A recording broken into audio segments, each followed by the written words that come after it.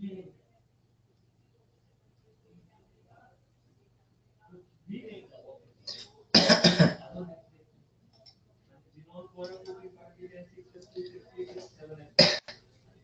भाई, राधे राधे।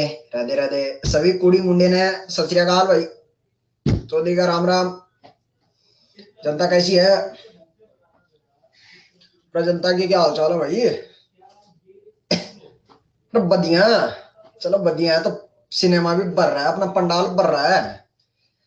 तो ये बताओ भाई, कुछ होमवर्क दिया था लास्ट क्लास में? होमवर्क लास्ट क्लास में नहीं दिया था। हाँ साहब, अपन भी बढ़िया है, मानक साहब अपना भी बढ़िया चल रहा है, जिंदगी एकदम भन्नाट है, स्वास्थ्य एकदम झमाझम। चौधरी ने वैक्सीन वैक्सीन लगा के थोड़ा सुरक्षित करने की कोशिश की अपने आप को, ठीक है। फिलहाल तो एकदम बढ़िया चल रहा है, ठीक है।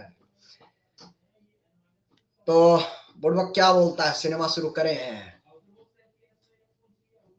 करें क्या? कर लें। तो आज अपन साथियों रिएक्शन वाला हिस्सा शुरू करने वाले हैं। मुझे जनता ये बता दे कि क्या ऑडियो वीडियो अब परफेक्ट आ रहा है? आ रहा है। शुरू के 2-3 मिनट चौधरी ऑडियो वीडियो खोलता ही नहीं है, सुगला लोग लगे रहते हैं, सर आवाज नहीं आ रही, वीडियो नहीं आ रहा। अरे भेजेगा तब तो आएगी है। तो मुझे ठंड रखा कर 2 मिनट 3 मिनट, 2 मिनट का इंतजार इसलिए करता है कि जनता आ जाए, जनता आ जाए। तो अब जनता पंडाल भर चुका है, ठीक है। तो ऑडियो वीडियो परफेक्ट आ रहा है साहब, एकदम बनाट, ठीक है जी। अब बीच लेक्चर में किसी का ऑडियो वीडियो डिस्टर्ब हो जाए तो अपना नेट फ्रेश करते रहना। चौधरी की साइड से बहुत ही कम एरर आती है तो मैं ऑटोमेटिकली ठीक कर दूंगा उसको, बट वो आपकी साइड से ही होती है मोस्टली 90%। तो आप अपना नेट रिफ्रेश करते रहना। इधर मैसेज टाइप कर रहा है, सर ऑडियो नहीं आ रहा, ऑडियो नहीं आ रहा, तेरे एक के पास नहीं आ रहा, बाकी जनता के पास आ रहा है, ठीक है। दूसरी चीज, लेक्चर जैसे जैसे आगे बढ़ेगा, जनता जो पिछले 8-9 लेक्चर से चौधरी से कनेक्टेड है उनको आइडिया है चौधरी किस अंदाज में पढ़ाता है। बाकी लोग पिछली क्लास से ही जुड़े हैं तो उनको हम फिर से बता देते हैं कि जेन्युइन डाउट आते रहते हैं चलते लेक्चर में। तो आप एक अपने पास में रफ पेपर और पेन साथ में रखें साहब। रफ पेपर और पेन पे हल्का सा हिंट बना के छोड़ देंगे, ये वाला डाउट है, या तो वो डाउट अगले 20 मिनट में ऑटोमेटिकली क्लियर हो जाएगा भाई। ये बार बार इन चीजों पे मैं फोकस करता हूँ क्योंकि ये चीजें आपको पैनिक करते हैं। तो वो अपनी सी हिंट से उस कागज पे लिख ले, या तो अगले 20-25 मिनट में ऑटोमेटिकली क्लियर हो जाएगा, क्योंकि जो तू सोच रहा होता है वो मैं सोच चुका होता हूँ। और या फिर ऐसा होता है कि साहब नहीं अभी भी वो क्लियर नहीं हुआ, हो सकता है 10-5 डाउट लिखे उसमें से 1-2 अभी भी रह जाए। तो बीच बीच में अपन ब्रेक लेते रहेंगे 2-2 मिनट का, आधे आधे घंटे के बाद उस टाइम पे क्लियर करने की कोशिश करेंगे। मान लिया एक आधा डाउट अभी भी ऐसा हुआ नहीं है, तो वो लेक्चर फिनिश होने के बाद चौधरी व्हाट्सएप पे जिंदाबाद है साहब, उस डाउट को व्हाट्सएप पे भेज दे। उससे क्या होगा, अपना फ्लो रिदम बना रहेगा साहब। तेरा डाउट तो एक रहेगा लेकिन पूरे लेक्चर में बहुत सारी चीजें पढ़ने के लिए होती हैं, वो तेरी खोपड़ी में जाएगी, वरना उसे एक डाउट के पीछे झूलता रह जाएगा और अननेसेसरली पैनिक होता रहेगा, ठीक है। काफी लोगों को ये मेच्योरिटी आ चुकी है, लेकिन सुगले 2-4-5-10 भी ऐसे रहते हैं। मैं चाहता हूँ कि पूरा पांडाल मेरे साथ यूनिफॉर्मिटी से जुड़े, तब मेरे को मजा आएगा साहब, ठीक है। तो ये पिक्चर क्लियर हो गई तो साथियों क्या अब सिनेमा शुरू करें? क्या बोलता है बिड़ू? कर ले। परफेक्ट, चलिए जी, ठीक है। अब सुनिए साहब, लास्ट क्लास में अपन नींव के ईंट के पत्थर डाल रहे थे, मतलब अपने आप को मजबूत करने की कोशिश कर रहे थे। उसमें हमने देखा electrophile, nucleophile, solvent, leaving group, difference between nucleophile and base. बहुत सारे पड़ाव देखे थे, मोटे मोटे 5 पड़ाव हमने लास्ट लेक्चर में कर लिए थे। आज एक 6वां पड़ाव और ये पड़ाव खत्म होते ही अपन रिएक्शन वाला हिस्सा शुरू करेंगे, ठीक है। तो kinetics and thermodynamics of reaction, हालांकि ये हिस्सा आप फिजिकल केमिस्ट्री में थर्मोडायनेमिक्स में थोड़ा बहुत आइडिया ले चुके हैं, और नहीं भी ले चुके हैं तो चौधरी आपको दिलाएगा। सुनना चाहिए। कहानी क्या है, रिएक्शन मैंने उठाई है, अब एकदम फुल फोकस से सुनना। कार्बन की लड़ा और इस पे हेलोजन लगा हुआ। मेरा बेसिक सा सवाल है, बताइए साहब, कार्बन और हेलोजन में कौन ज्यादा इलेक्ट्रोनेगेटिव है? जनता का जवाब चाहिए साहब। कार्बन और हेलोजन में, एक्स इज हेलोजन, हेलोजन। तो हेलोजन धीरे धीरे इलेक्ट्रॉन अपनी तरफ खींच रहा होगा, तो कार्बन की सर पे डेल्टा पॉजिटिव चार्ज। कार्बन का डेल्टा पॉजिटिव पैसा पैसा पैसा पैसा पैसा बोले तो इलेक्ट्रॉन क्लाउड की डिमांड कर रहा है साहब। ये कार्बन का डेल्टा पॉजिटिव जैसे जैसे इलेक्ट्रॉन की डिमांड करेगा साहब, उसी मोहल्ले में मैंने एक न्यूक्लियोफाइल अमीर ज्यादा डाल रखा है। जैसे वो न्यूक्लियोफाइल डालेंगे जैसे ही वो न्यूक्लियोफाइल डालेंगे तो वो न्यूक्लियोफाइल जो है वो उसके पास पैसा लबालब पड़ा हुआ नजर आए, तो कार्बन के डेल्टा पॉजिटिव को न्यूक्लियोफाइल धीरे धीरे धीरे धीरे धीरे धीरे टुकुर टुकुर टुकुर टुकुर पैसा देना शुरू करता है। ये हालांकि मैं लास्ट लेक्चर में भी बता गया था। जैसे जैसे न्यूक्लियोफाइल कार्बन को पैसा देता है, हाइड्रोजन धीरे धीरे उससे पैसा खींच रहा होता है। लास्ट लेक्चर में लिविंग ग्रुप में बता गया था, न्यूक्लियोफाइल लात मार के लिविंग ग्रुप को बाहर निकालता है। एक मोमेंट ऐसा आएगा कि हेलोजन धीरे धीरे टूट रहा होगा और न्यूक्लियोफाइल धीरे धीरे जुड़ रहा होगा। एक स्टेज ऐसी आएगी कि न्यूक्लियोफाइल आर के साथ नए बंधन बना रहा होगा और हेलोजन धीरे धीरे टूट रहा होगा। रिएक्शन का वो हिस्सा जिसमें बॉन्ड बन रहे होते हैं और बॉन्ड टूट रहे होते हैं उसे ट्रांजिशन स्टेट कहा जाता है। फाइनली जब लिविंग ग्रुप पूरा हेलोजन निकल चुका होगा तो न्यूक्लियोफाइल आर का दामन पकड़ चुका होगा और एक्स जो है दोनों इलेक्ट्रॉन लेके एक्स माइनस के फॉर्मेट में बाहर जा चुका होगा। जहां से रिएक्शन स्टार्ट करते हैं उसको साथियों से रिएक्टेंट कहा जाता है, जहां रिएक्शन खत्म करते हैं उसे प्रोडक्ट कहा जाता है। बहुत ही बेसिक से स्टार्ट कर रहा हूं, सब धीरे धीरे लेवल में बढ़ाएंगे। और रिएक्शन का वो पड़ाव जहां पर बॉन्ड बनते हैं और टूटते हैं, रिएक्शन के उस पड़ाव को ट्रांजिशन स्टेट कहा जाता है।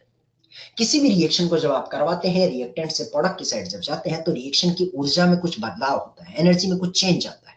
इस एनर्जी चेंज को हम डेल्टा एच से मेजर करते हैं। डेल्टा एच होता है enthalpy of the reaction, energy change of the reaction. Delta H जो मेजर किया जाता है साथियों वो होता है energy of product minus energy of reactant. मतलब प्रोडक्ट की जो एनर्जी है उसमें से रिएक्टेंट की एनर्जी को सब्सट्रैक्ट कर दीजिए तो ये जो डिफरेंस आ रहा है ये रिएक्शन में एनर्जी का बदलाव आप मेजर कर सकते हैं। अब फॉर्मूले को देखता हूं, छोटा सा फॉर्मूला है तो ऐसा हो सकता है ना कि साहब डेल्टा एच जो हो ग्रेटर देन जीरो हो या delta H less than zero हो, दो केस बन सकता है। एनर्जी ऑफ प्रोडक्ट ऐसा हो सकता है कि एनर्जी ऑफ रिएक्टेंट से ज्यादा हो, पहला case delta H greater than zero हो। ऐसा भी हो सकता है कोई रिएक्शन ऐसा हो जिसमें एनर्जी ऑफ रिएक्टेंट और एनर्जी ऑफ प्रोडक्ट से ज्यादा हो, तो ये जो नेट है वो लेस देन जीरो आ जाएगा। तो इस तरह से दो केस बन सकते हैं। उन दोनों केस को मैंने ग्राफ फॉर्मेट में दिखा दिया। ये आपका एक एनर्जी ग्राफ है साथियों, एनर्जी ग्राफ। और अगर आपने पहला केस ऐसा लिया है, पहला केस ऐसा लिया कि एनर्जी ऑफ प्रोडक्ट ज्यादा है तो प्रोडक्ट को मैंने एनर्जी ग्राफ में ऊपर रखा है और रिएक्टेंट को नीचे रखा है। यानी यहां से लेकर रिएक्टेंट से लेकर आप प्रोडक्ट तक पहुंचे। एक केस ऐसा भी हो सकता था कि वैसा प्रोडक्ट का एनर्जी रिएक्टेंट की एनर्जी से कम हो तो रिएक्टेंट की एनर्जी ऊपर रख ली और प्रोडक्ट की एनर्जी नीचे रख ली। एक ग्राफ ऐसा भी बन सकता था। मतलब रिएक्शन को मैंने एनर्जी चेंज के बेसिस पे दो कैटेगरी में डिवाइड कर दिया। अब सुनना, ऐसा रिएक्शन जिसमें delta H greater than zero हो, ऐसी रिएक्शन को एंडोथर्मिक रिएक्शन कहा जाता है।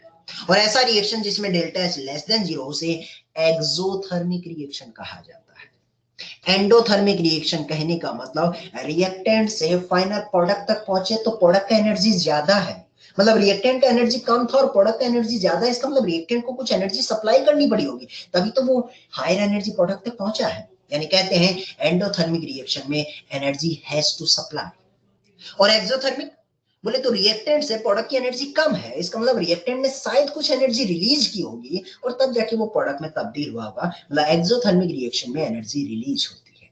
बेसिक बेसिक छोटी छोटी बातें हैं, शायद आपको पता भी होंगी लेकिन मैं एक फिर से आपको बता देता हूं साहब, जिनको नहीं पता उनको आनंद महसूस हो रहा होगा।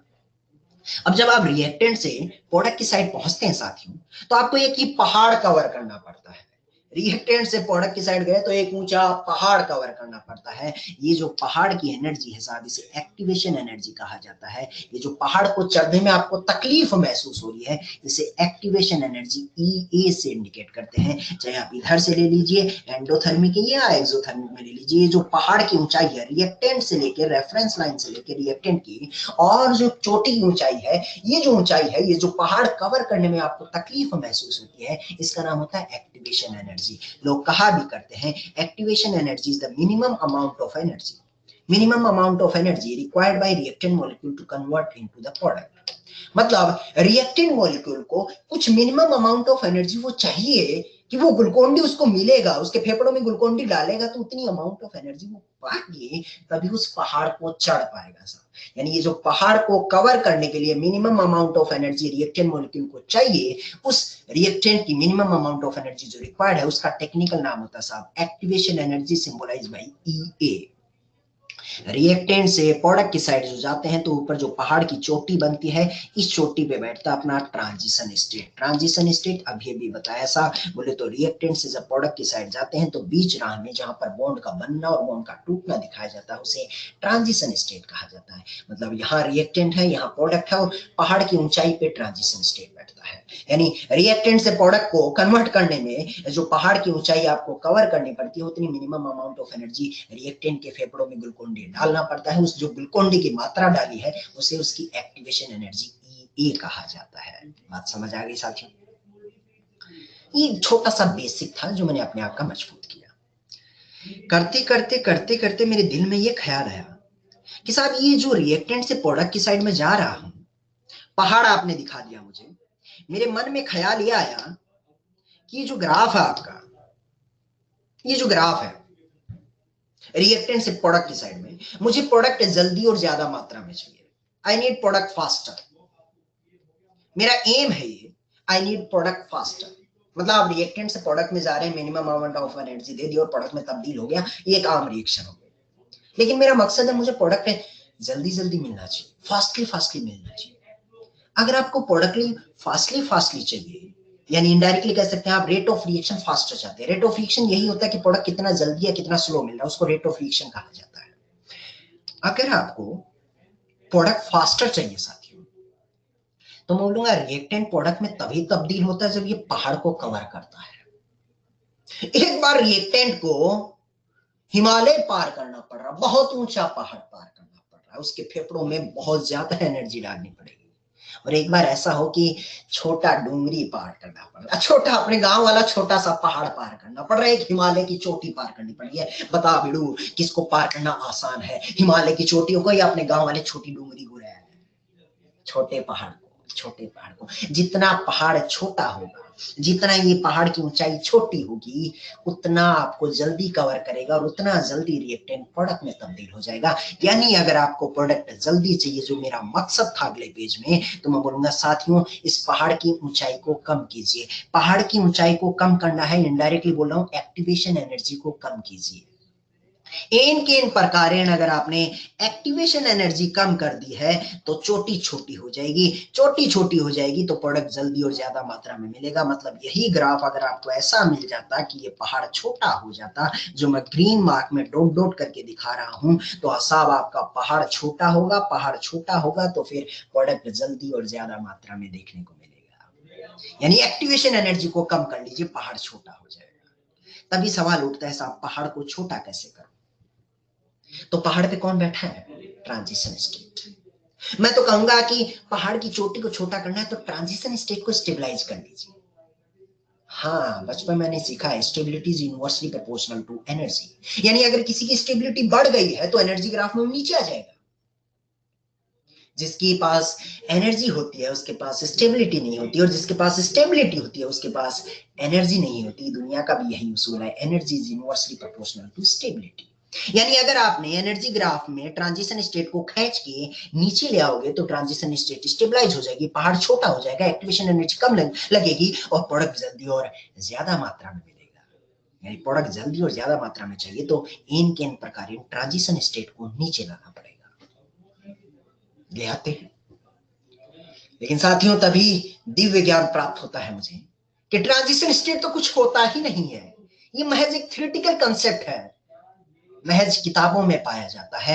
जब भी साथियों आप लेबोरेटरी में जाते हैं और रिएक्शन करवाते हैं तो आपको रिएक्टेंट मिलता है, रिएक्टेंट पे कुछ कुछ करवाते हैं, न्यूक्लियोफाइल डाला तो आपको प्रोडक्ट मिलता है। बीच राह में ये जो ट्रांजिशन स्टेट है जस्ट और जस्ट साइंटिस्ट लोगों की दिमाग के उपज है कि रिएक्शन कैसे समझाना है, उत्पाद तक, प्रोडक्ट तक कैसे पहुंचना है, उसको एक वे ऑफ एक्सप्लेनेशन दिखाया है ट्रांजिशन स्टेट से। मतलब ट्रांजिशन स्टेट महज और महज एक समझाने का जरिया है। लेबोरेटरी में कभी ट्रांजिशन स्टेट ऑब्जर्व ही नहीं हुआ। अगर लेबोरेटरी में ट्रांजिशन स्टेट ऑब्जर्व ही नहीं हुआ, वो एक थ्योरेटिकल कंसेप्ट है, वो प्रैक्टिकली कभी एग्जिस्ट ही नहीं कर रहा है, महज कोई मोरी कल्पना है, तो साहब उसे स्टेबलाइज कैसे करूं फिर? मतलब ट्रांजिशन स्टेट तो एक थ्योरेटिकल कंसेप्ट हुआ, तो फिर उसे स्टेबलाइज कैसे करूं? अगर इसको एक्सप्लेन करने के पर्पज से ही, ताकि मेरी खोपड़ी में जल्दी घुस जाए, इसके लिए यहाँ पर लिखा गया है, तो फिर इसको स्टेबलाइज कैसे करूं? जो समस्या मेरे सामने आई हमने बड़े बुजुर्ग लोगों के पास पहुंचा दी। बड़े बुजुर्ग साइंटिस्ट लोगों की बोला कि भाई साहब ये ट्रांजिशन स्टेट तो प्रैक्टिकली तो एग्जिस्ट ही नहीं कर रहा है, ये तो एक थ्योरेटिकल कंसेप्ट है जो आप लोगों ने समझाने के मकसद से हम लोगों की किताबों में डाला और हमने पढ़ के बच्चों तक डिलीवर कर दिया, तो फिर इसको स्टेबलाइज कैसे करूं। तो उसी जमाने में एक साइंटिस्ट था हेमंडवा। अरे कौन था रे? हेमंडवा। हेमंड साइंटिस्ट आया और हेमंड बोला, हेमंड ने बोला कि ट्रांजिशन स्टेट में उसके कैरेक्टर मैक्सिमम होंगे जिसके पास ट्रांजिशन स्टेट नियरेस्ट होगी। जो भी ट्रांजिशन स्टेट के पास में होगा, रिएक्टेंट, प्रोडक्ट या intermediate, whichever is near to transition state, उसमें उसी के कैरेक्टर मैक्सिमम होंगे। हेमंडवा ये बात बोल के निकल लिया। इस बात का मुझे बहुत बड़ा मुनाफा हुआ। इस ग्राफ में देखिए और मुझे बताइए कि साहब ट्रांजिशन स्टेट किसके ज्यादा करीब है, प्रोडक्ट की या रिएक्टेंट के। अब मैं जनता का जवाब पढ़ना चाहता हूं। इस ग्राफ को देख के मुझे बताइए कि साहब ट्रांजिशन स्टेट किसके ज्यादा करीब है, रिएक्टेंट के या प्रोडक्ट के। और प्रोडक्ट के। अगर ट्रांजिशन स्टेट प्रोडक्ट के ज्यादा करीब है तो ट्रांजिशन स्टेट में मैक्सिमम कैरेक्टर प्रोडक्ट के होंगे। ऐसा मैं नहीं, हेमंडवा बोल के गया था प्रोडक्ट के कैरेक्टर मैक्सिमम होंगे। तो मैं बोलूंगा साहब प्रोडक्ट को स्टेबलाइज कर लीजिए, एन के एन प्रकार है ना, प्रोडक्ट को स्टेबलाइज कर लीजिए। अगर आपने प्रोडक्ट को स्टेबलाइज कर लिया तो ट्रांजिशन स्टेट में उसी के कैरेक्टर मैक्सिमम होंगे। प्रोडक्ट स्टेबल हुआ तो ट्रांजिशन स्टेट स्टेबल हो गए, ट्रांजिशन स्टेट स्टेबल हो गए तो पहाड़ नीचे हो गया, छोटा हो गया, एक्टिवेशन एनर्जी कम मिली तो प्रोडक्ट जल्दी और ज्यादा मात्रा में मिलेगा। शायद इसीलिए कहते हैं, शायद इसीलिए कहते हैं कि अगर आपने प्रोडक्ट को स्टेबलाइज कर लिया है, प्रोडक्ट को स्टेबलाइज कर लिया है तो आपको रेट ऑफ रिएक्शन फास्टर मिलेगी, प्रोडक्ट जल्दी और ज्यादा मात्रा में मिलेगी। कहते हैं ना साहब किसी भी रिएक्शन में जिसका प्रोडक्ट ज्यादा स्टेबल होता है वो मेजर प्रोडक्ट मिलता है, वो ज्यादा मात्रा में मिलता है, वो जल्दी मात्रा में मिलता है। ये बात आज समझ आई कि प्रोडक्ट स्टेबल होता है तो वो ज्यादा मात्रा में क्यों मिलता है। वो इसलिए मिलता है क्योंकि अगर प्रोडक्ट स्टेबल हुआ तो ट्रांजिशन स्टेट स्टेबलाइज हो जाएगी, क्योंकि ट्रांजिशन स्टेट में प्रोडक्ट के कैरेक्टर मैक्सिमम है। ट्रांजिशन स्टेट स्टेबलाइज हो गई तो पहाड़ छोटा हो जाएगा, एक्टिवेशन एनर्जी कम लगेगी, जल्दी जल्दी ग्रीन वाले पाथ से जाएगा, प्रोडक्ट जल्दी और ज्यादा मात्रा में मिलेगा। बात समझ आया जी? कहने का मतलब अगर आपका प्रोडक्ट स्टेबल है तो ट्रांजिशन स्टेट स्टेबलाइज हो गई है, ट्रांजिशन स्टेट स्टेबलाइज हो गई है तो प्रोडक्ट जल्दी और ज्यादा मात्रा में मिलेगा। ऑल क्लियर साथियों? तो ये दिव्य ज्ञान हमने दे दिया है आपको कि अगर आपका प्रोडक्ट स्टेबल होगा तो वो जल्दी और ज्यादा मात्रा में मिलेगा। क्यों मिलेगा? क्योंकि प्रोडक्ट स्टेबल है तो ट्रांजिशन स्टेट स्टेबलाइज हो गई according to Hammond postulate. Transition state नीचे आ गई है, पहाड़ छोटा, जल्दी और ज्यादा मात्रा। चलिए, ये हमारे बेसिक जो थे नीम की ईंट के पत्थर थे वो बहुत अच्छे से क्लियर हो गए हैं। अब आज की रिएक्शन, केमिकल रिएक्शन, पहली रिएक्शन मेरे जीवन में उतर के आई है। नाम है साथियों डिहाइड्रेशन ऑफ एल्कोहल। ठीक है, एक बार फिर से मुझे बता दीजिए 10 सेकंड के लिए, क्या जनता के पास ऑडियो एंड वीडियो परफेक्ट आ रहा है? वैनिश साहब, ऋषभ साहब ने, आनंद साहब ने, ऑडियो एंड वीडियो, सर्जन साहब, सचिन साहब, दिनेश मित्तल, खंडेलवाल जी ने, सब ने बोला yes sir yes sir yes sir. एक सुडला नो भी बोला रहा, कौन था रहा है। तो साथियों जिसके पास नहीं आ रहा अपना पेज रिफ्रेश कर लीजिए। मैं अपना कर दूं क्या? चल बीड़ू में अपना वाला पेज रिफ्रेश।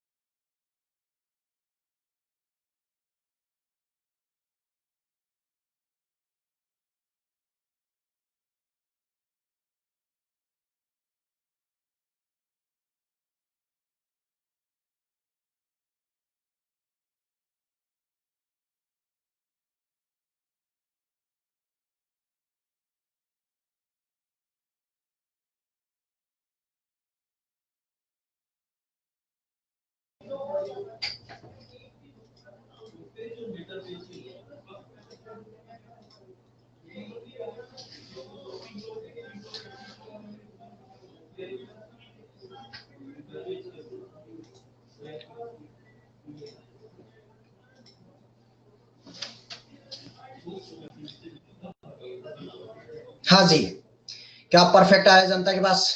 मैंने अपना रिफ्रेश कर दिया भाई साहब। Yes yes yes yes, audio video perfect. ठीक है ठीक है।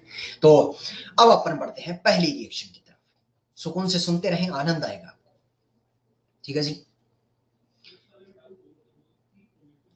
लीजिए साहब, डिहाइड्रेशन ऑफ अल्कोहल हमारी जिंदगी की पहली रिएक्शन।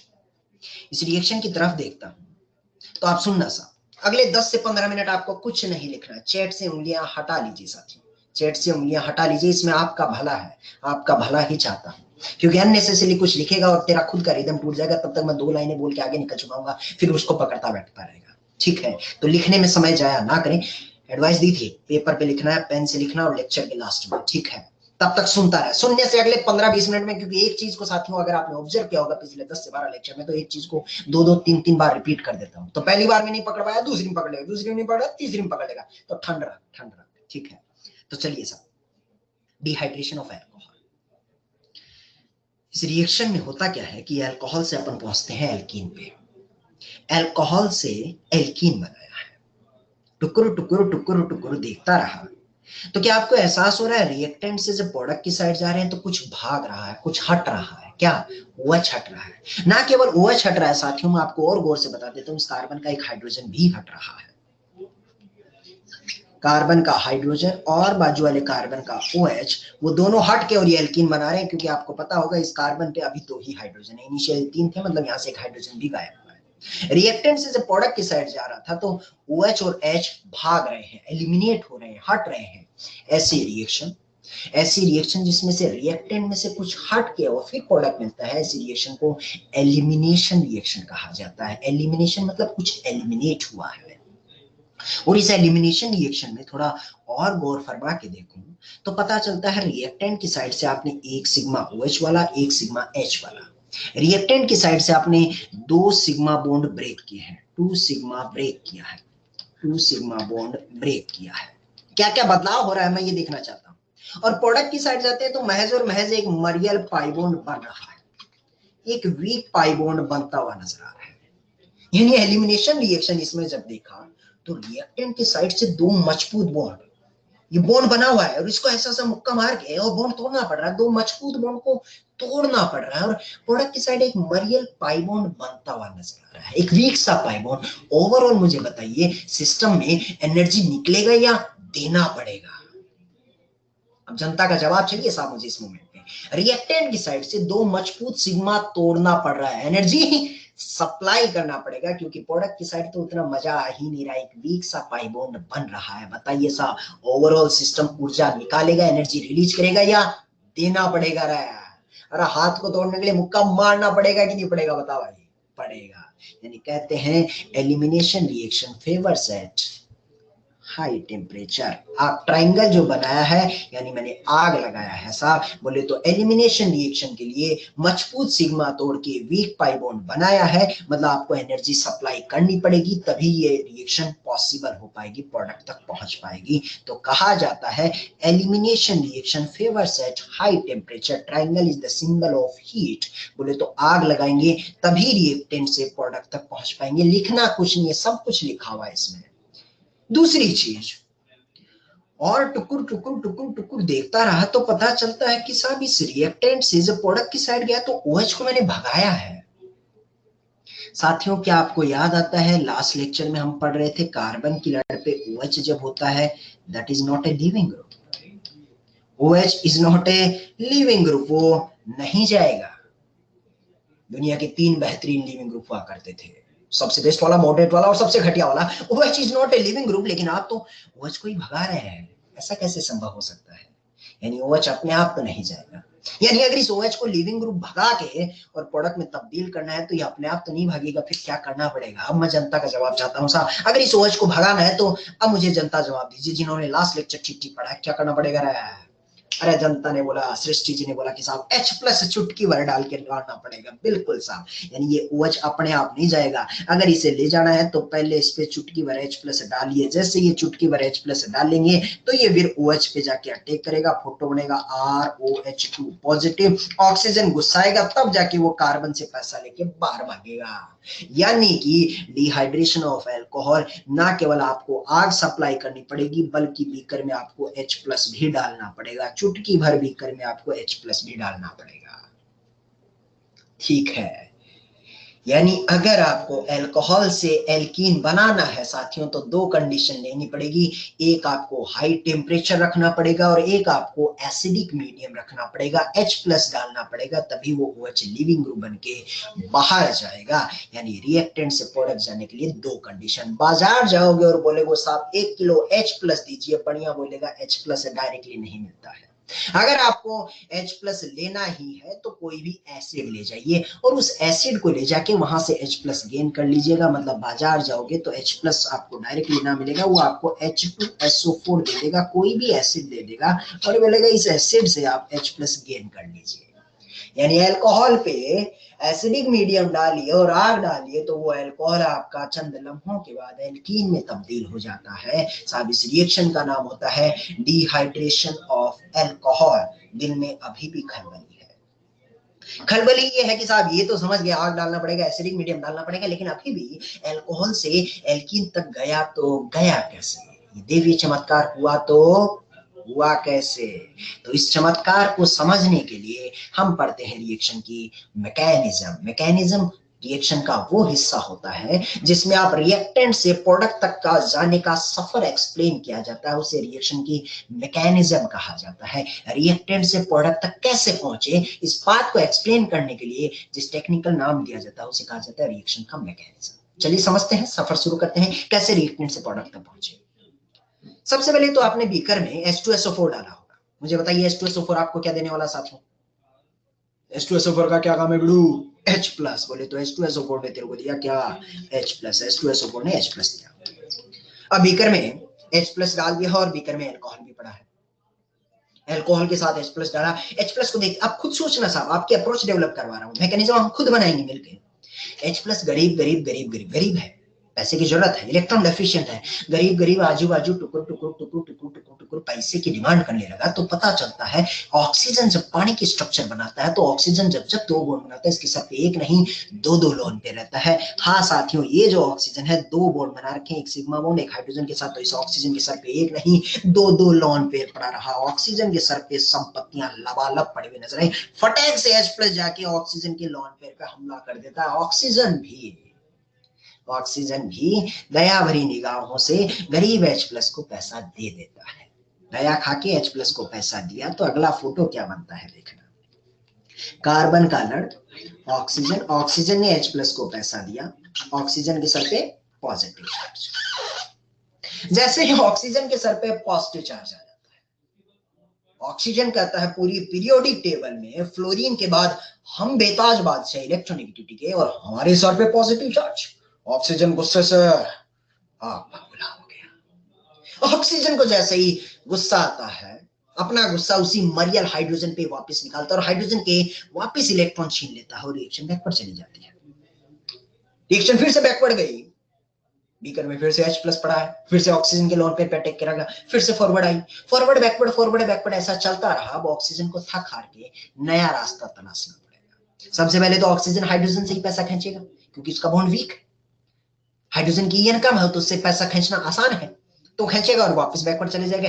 H+ वापस अटैक करेगा, फिर से फॉरवर्ड बैकवर्ड चलता रहा। पहले मैंने चुटकी भर के H+ डाला, उससे काम नहीं हो रहा तो H+ थोड़ा और ज्यादा मात्रा में डाल दिया। अब जब H+ ज्यादा मात्रा में डाला तो बार H+ ऑक्सीजन के लॉन पे अटैक कर ही रहा था, ऑक्सीजन पे पॉजिटिव आया। अब ऑक्सीजन को नया रास्ता तलाशना पड़ेगा, तभी रिएक्शन आगे प्रोसीड हो पाएगी। बेसिक से मजबूत कर रहा हो साथियों। तो ये फोटो बनने के बाद अगली फोटो क्या होगी? ऑक्सीजन बार बार हाइड्रोजन से पैसा खींच के थक हार गया, तो अब ऑक्सीजन ने नया रास्ता तलाशा और वो रास्ता क्या था साथियों? शायद आपने सोच लिया होगा, कार्बन की लड़ से पैसा खींचेगा, सिग्मा बॉन्ड के दोनों इलेक्ट्रॉन। ऑक्सीजन पैसा खींच के बाहर जा चुका होगा। ऑक्सीजन जैसे ही बाहर जाएगा खुद तो वाटर बन के न्यूट्रलाइज होके बाहर निकल गया। ये माइनस साइन नहीं है बेड़ू, मतलब ये बाहर निकला है। ऑक्सीजन पे पॉजिटिव चार्ज था, दोनों इलेक्ट्रॉन लेके बाहर निकला, तो पहले पॉजिटिव था, दोनों इलेक्ट्रॉन लेके निकला तो ऑक्सीजन पे नेगेटिव आया। पॉजिटिव नेगेटिव ऑक्सीजन पे कोई भी चार्ज मौजूद नहीं रहा, वो तो पानी बन के बाहर निकल गया। लेकिन कार्बन की लड़ को देखिए, कार्बन का सूपड़ा साफ हो गया, इस कार्बन के सर पे बन गया आपका पॉजिटिव चार्ज। ऑक्सीजन की जिंदगी तो न्यूट्रलाइज होकर सुकून से बाहर निकल गई, लेकिन देखिए कार्बन बेचारा तबाह हो गया। कार्बन के सर पे पॉजिटिव चार्ज हो गया, कार्बन गरीब महसूस करने लगा। साहब पैसा क्या करें? कार्बन का पॉजिटिव टुकुर टुकुर टुकुर टुकुर टुकुर टुकुर सुनते रहना, आनंद है। कार्बन का पॉजिटिव चार्ज, ये कार्बन रहा साहब आपका, और ये पॉजिटिव चार्ज जो है वो आजू बाजू कहीं ना कहीं से पैसा तलाशने लगा, तभी एक जीओसी का कंसेप्ट याद आता है, हाइपर कॉन्जुगेशन। इस केटाइन के जस्ट अगला वाला कार्बन साथियों अल्फा कार्बन कहते हैं। केटाइन का जस्ट अगला कार्बन अल्फा कार्बन कहते हैं। इन अल्फा कार्बन पे एक नहीं, दो नहीं, तीन तीन हाइड्रोजन मौजूद हैं। तीन आजू में है, तीन बाजू में है। केटाइन इन हाइड्रोजन के साथ हाइपर कॉन्जुगेशन कर करके अपने आप को स्टेबलाइज करने के तरीके खोजते रहता है साहब। मैं कोई भी एक हाइड्रोजन आपको इंडिकेट करके दिखा देता हूं, उसके साथ हाइपर कॉन्जुगेशन करने को कहूंगा तो 3 बार आजू में करेगा और 3 बार बाजू में करेगा, 6 बार हाइपर कॉन्जुगेशन करेगा। मैं कोई भी एक स्ट्रक्चर आपको बना के दिखाता हूं, जब हाइपर कॉन्जुगेशन करता है, ये बात उन्हीं को समझ आएगा जिनको हाइपर कॉन्जुगेशन जिंदगी में एक बार नाम सुना हुआ है। बहुत ही बेसिक सी चीज है साहब। जब हाइपर कॉन्जुगेशन होता है तो क्या होता है, ये हाइड्रोजन अपने प्राणों की आहुति देता है, दोनों इलेक्ट्रॉन धीरे धीरे कार्बन के पॉजिटिव चार्ज की तरफ ट्रांसफर करता है और हाइपर कॉन्जुगेटिंग स्ट्रक्चर का निर्माण करते हैं साहब। ऐसी हाइपर कॉन्जुगेटिंग स्ट्रक्चर आपकी जब बनती है तो वो कैसी बनती है, हाइड्रोजन धीरे धीरे दोनों इलेक्ट्रॉन कार्बन के पॉजिटिव चार्ज की तरफ देता है, तो हाइपर कॉन्जुगेटिंग स्ट्रक्चर का निर्माण कुछ ऐसा था कि यहाँ पर हाइब्रिड में, रियल स्ट्रक्चर हाइब्रिड में, यहाँ पर बनता है आपका पार्शियल डबल बॉन्ड और ये बनता है पार्शियल सिंगल बॉन्ड। हाइड्रोजन पे भी डेल्टा पॉजिटिव और कार्बन पे भी डेल्टा पॉजिटिव। ये रियल स्ट्रक्चर हाइब्रिड साथियों मैंने बना के बताई है। ये एक हाइड्रोजन के साथ हाइपर करके कैटायन अपने आप को स्टेबलाइज नहीं करेगा, 3 बार आजू में करेगा, 3 बार बाजू में करेगा, 6 बार हाइपर कर करके कैटायन अपनी आत्मा को थोड़ा सुकून देना चाह रहा है। लेकिन कहां पता चलता है, टेम्पररी रूप से ही स्टेबिलिटी मिल रही है। पॉजिटिव चार्ज अभी भी है, मैंने एक करके दिखा दिया, वो 6 बार करता है। पार्शियल पॉजिटिव चार्ज अभी भी है, उसे परमानेंट समाधान चाहिए, परमानेंट न्यूट्रलाइजेशन चाहता है। तभी पता चलता है बीकर में साथियों आपको H2SO4 ने H+ दिया होगा तो साथ में कुछ और भी दिया होगा। क्या रे बिडू, HSO4- यानी बीकर में HSO4- भी मौजूद है।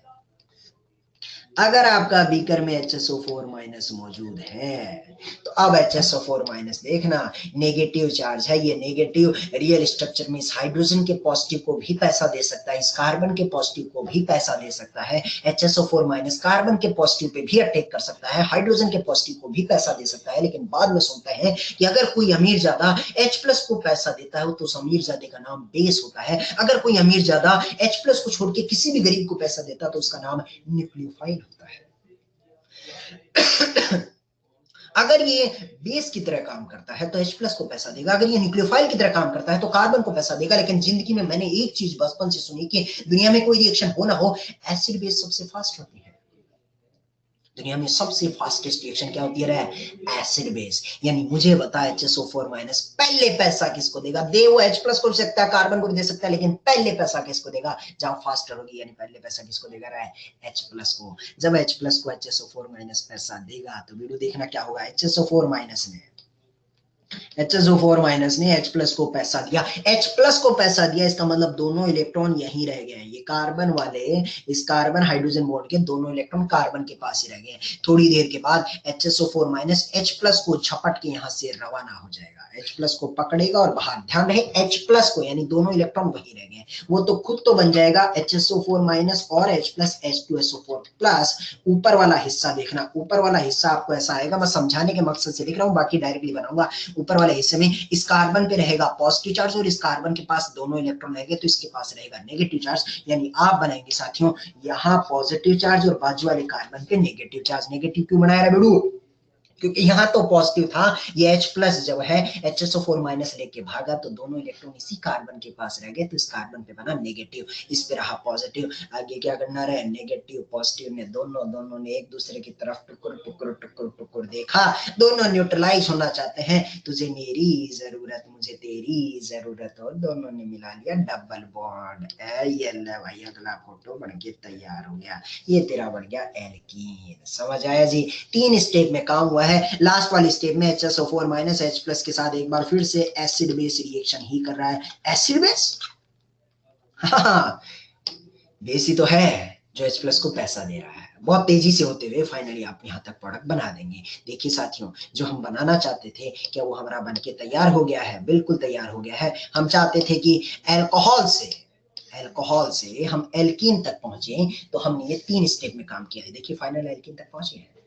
सबसे पहले क्या किया, H2SO4 आया, H प्लस दिया, 3 स्टेप में काम हो रहा है। देखना साहब समराइज कर रहा हूं। सबसे पहले H प्लस आया, H प्लस OH पे उड़ा ले, OH पे उड़ा ले, जैसे OH2 बना पानी उड़ा ले, अगले स्टेप में पानी उड़ा ले। देसी में समराइज कर रहा हूं साहब, टेक्निकली पूरा डिटेल में समझ लिया। सबसे पहले H2SO4 का H प्लस आएगा, H प्लस OH पे बढ़ाने के बाद अगले स्टेप में पानी उड़ा ले, जैसे केटाइन बना आजू बाजू वाली पोजीशन के साथ हाइपर करेगा, और हाइपर करने की वजह से हाइड्रोजन पे पार्शियल पॉजिटिव चार्ज क्रिएट होगा, और एक बार अगर उसके सर पे पार्शियल पॉजिटिव चार्ज क्रिएट हो गया तो HSO4 माइनस एसिड बेस करते हुए उस हाइड्रोजन को Z समेत उखाड़ के अपने आगोश में ले लेगा। हाइड्रोजन उखाड़ लिया तो कार्बन पे बन जाएगा नेगेटिव चार्ज, वो नेगेटिव और ये कार्बन का पॉजिटिव आपस में दोनों मिलके पाई बॉन्ड का निर्माण कर लेंगे। बात समझ आया जी? ये चीज जो है वो सिर्फ और सिर्फ समझाने के मकसद से लिखा है साथियों, बाकी अब इस चीज का कोई भी किरदार नहीं है, इसको उड़ा देते हैं।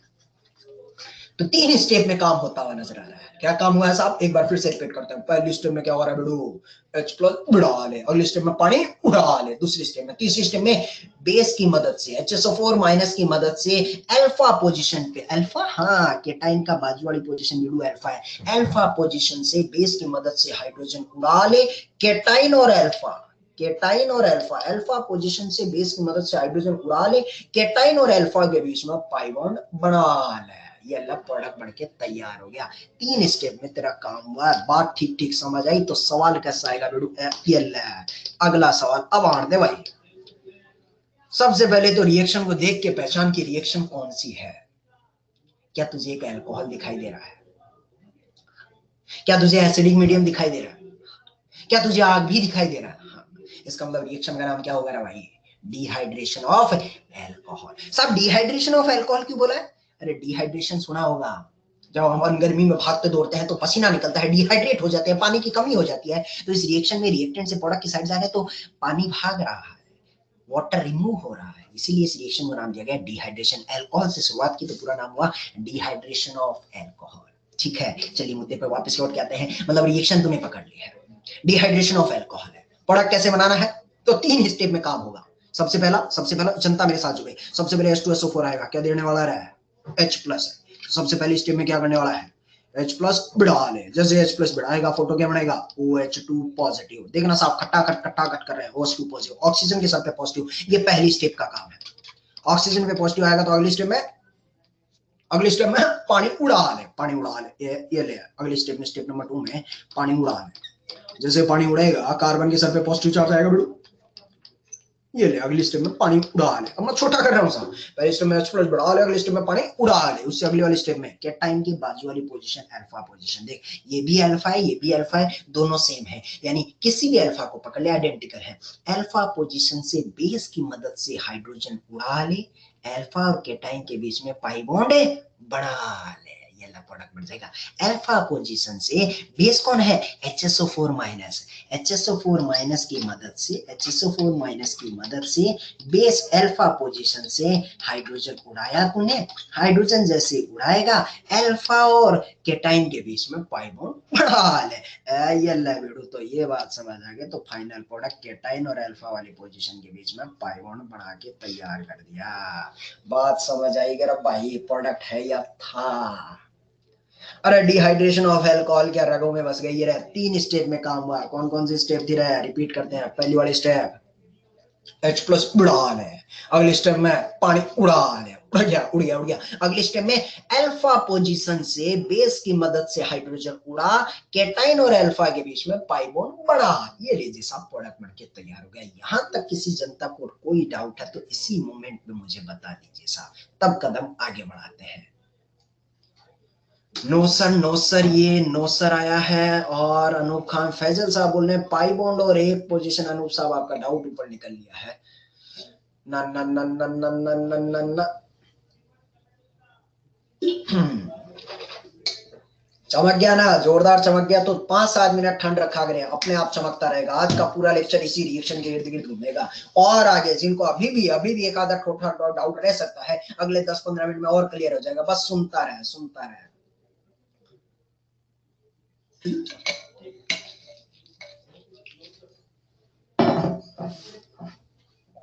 आगे बढ़ते हैं भाई, ठीक है। अगली कहानी सुना। जब मैं ये रिएक्शन पढ़ रहा था तो मेरे मन में एक ख्याल आया, साहब इस रिएक्शन का मुझे ग्राफ भी बनाना है, मैं इस रिएक्शन का ग्राफ भी बनाना चाहता हूं। मतलब अरे छोटा बड़ा हो रहा है,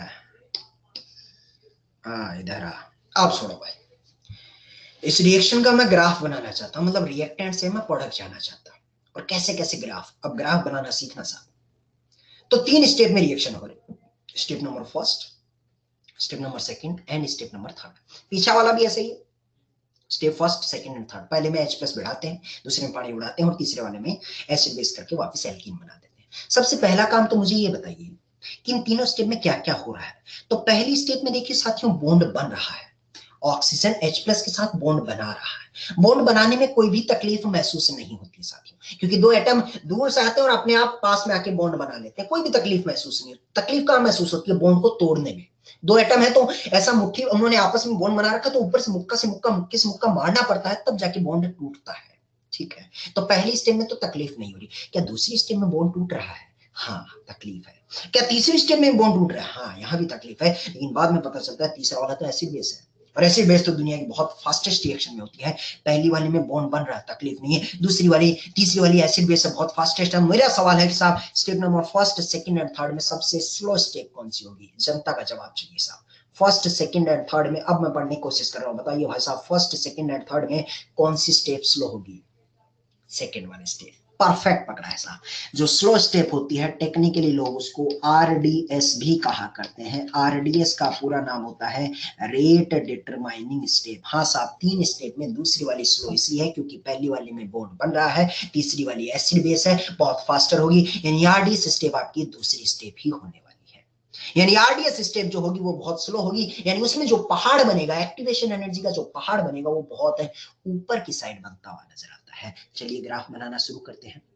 पहली स्टेप में यहां से अल्कोहल से आप OH2 पॉजिटिव जाते हैं, तो आपकी रिएक्टेंट से देखिए साथियों, यहां से रिएक्टेंट स्टार्ट कर रहा हूं। पहली स्टेप का पहाड़ बहुत ही छोटा बनेगा, और फिर दूसरी स्टेप का पहाड़ बहुत बड़ा बनेगा। अगर मैं इसको नाम दे देता हूं साथियों, ये आपका रिएक्टेंट है, ये आपका इंटरमीडिएट I1 है, ये इंटरमीडिएट I2 है, और ये आपका प्रोडक्ट P है। इंटरमीडिएट उनको कहते हैं जो केटाइन व क्या के फॉर्मेट में हो, एनाइन के फॉर्मेट में हो, या फ्री रेडिकल फॉर्मेट में हो। ये शायद आप जीओसी में पढ़ के आए, 3 इंटरमीडिएट आपने पढ़े हैं, केटाइन, एनाइन और फ्री रेडिकल। तो ये केटाइन वाले आपके इंटरमीडिएट हैं, इनको आई से रिप्रेजेंट कर दिया। तो शुरुआत कैसे की रिएक्शन की? यहाँ आपका रिएक्टेंट बैठा था, यहां से रिएक्टेंट से गड्ढे में इंटरमीडिएट बैठता है, ये I1 बैठता है। रिएक्टेंट से इंटरमीडिएट I1 गए हैं तो एक्टिवेशन एनर्जी बहुत ही कम चाहिए, क्योंकि साथियों पहली स्टेप में बहुत ज्यादा एक्टिवेशन एनर्जी की जरूरत नहीं है, स्टेप फास्टर है। लेकिन दूसरी वाली स्टेप आरडीएस है, बहुत ही स्लो है, मतलब पहाड़ बहुत ऊपर जाएगा, एक्टिवेशन एनर्जी बहुत ऊपर चाहिए। शायद इसीलिए इंटरमीडिएट I1 से लेके I2 तक का जो सफर है मैंने बहुत ऊपर बनाया है। बस सुनते रहना साहब, 2-3 सवालों में और क्लियर हो जाएगा। इंटरमीडिएट I1 से लेके इंटरमीडिएट I2 तक का सफर बहुत ऊंचा बनाया है, ये इंटरमीडिएट I2 बैठा है गड्ढे में।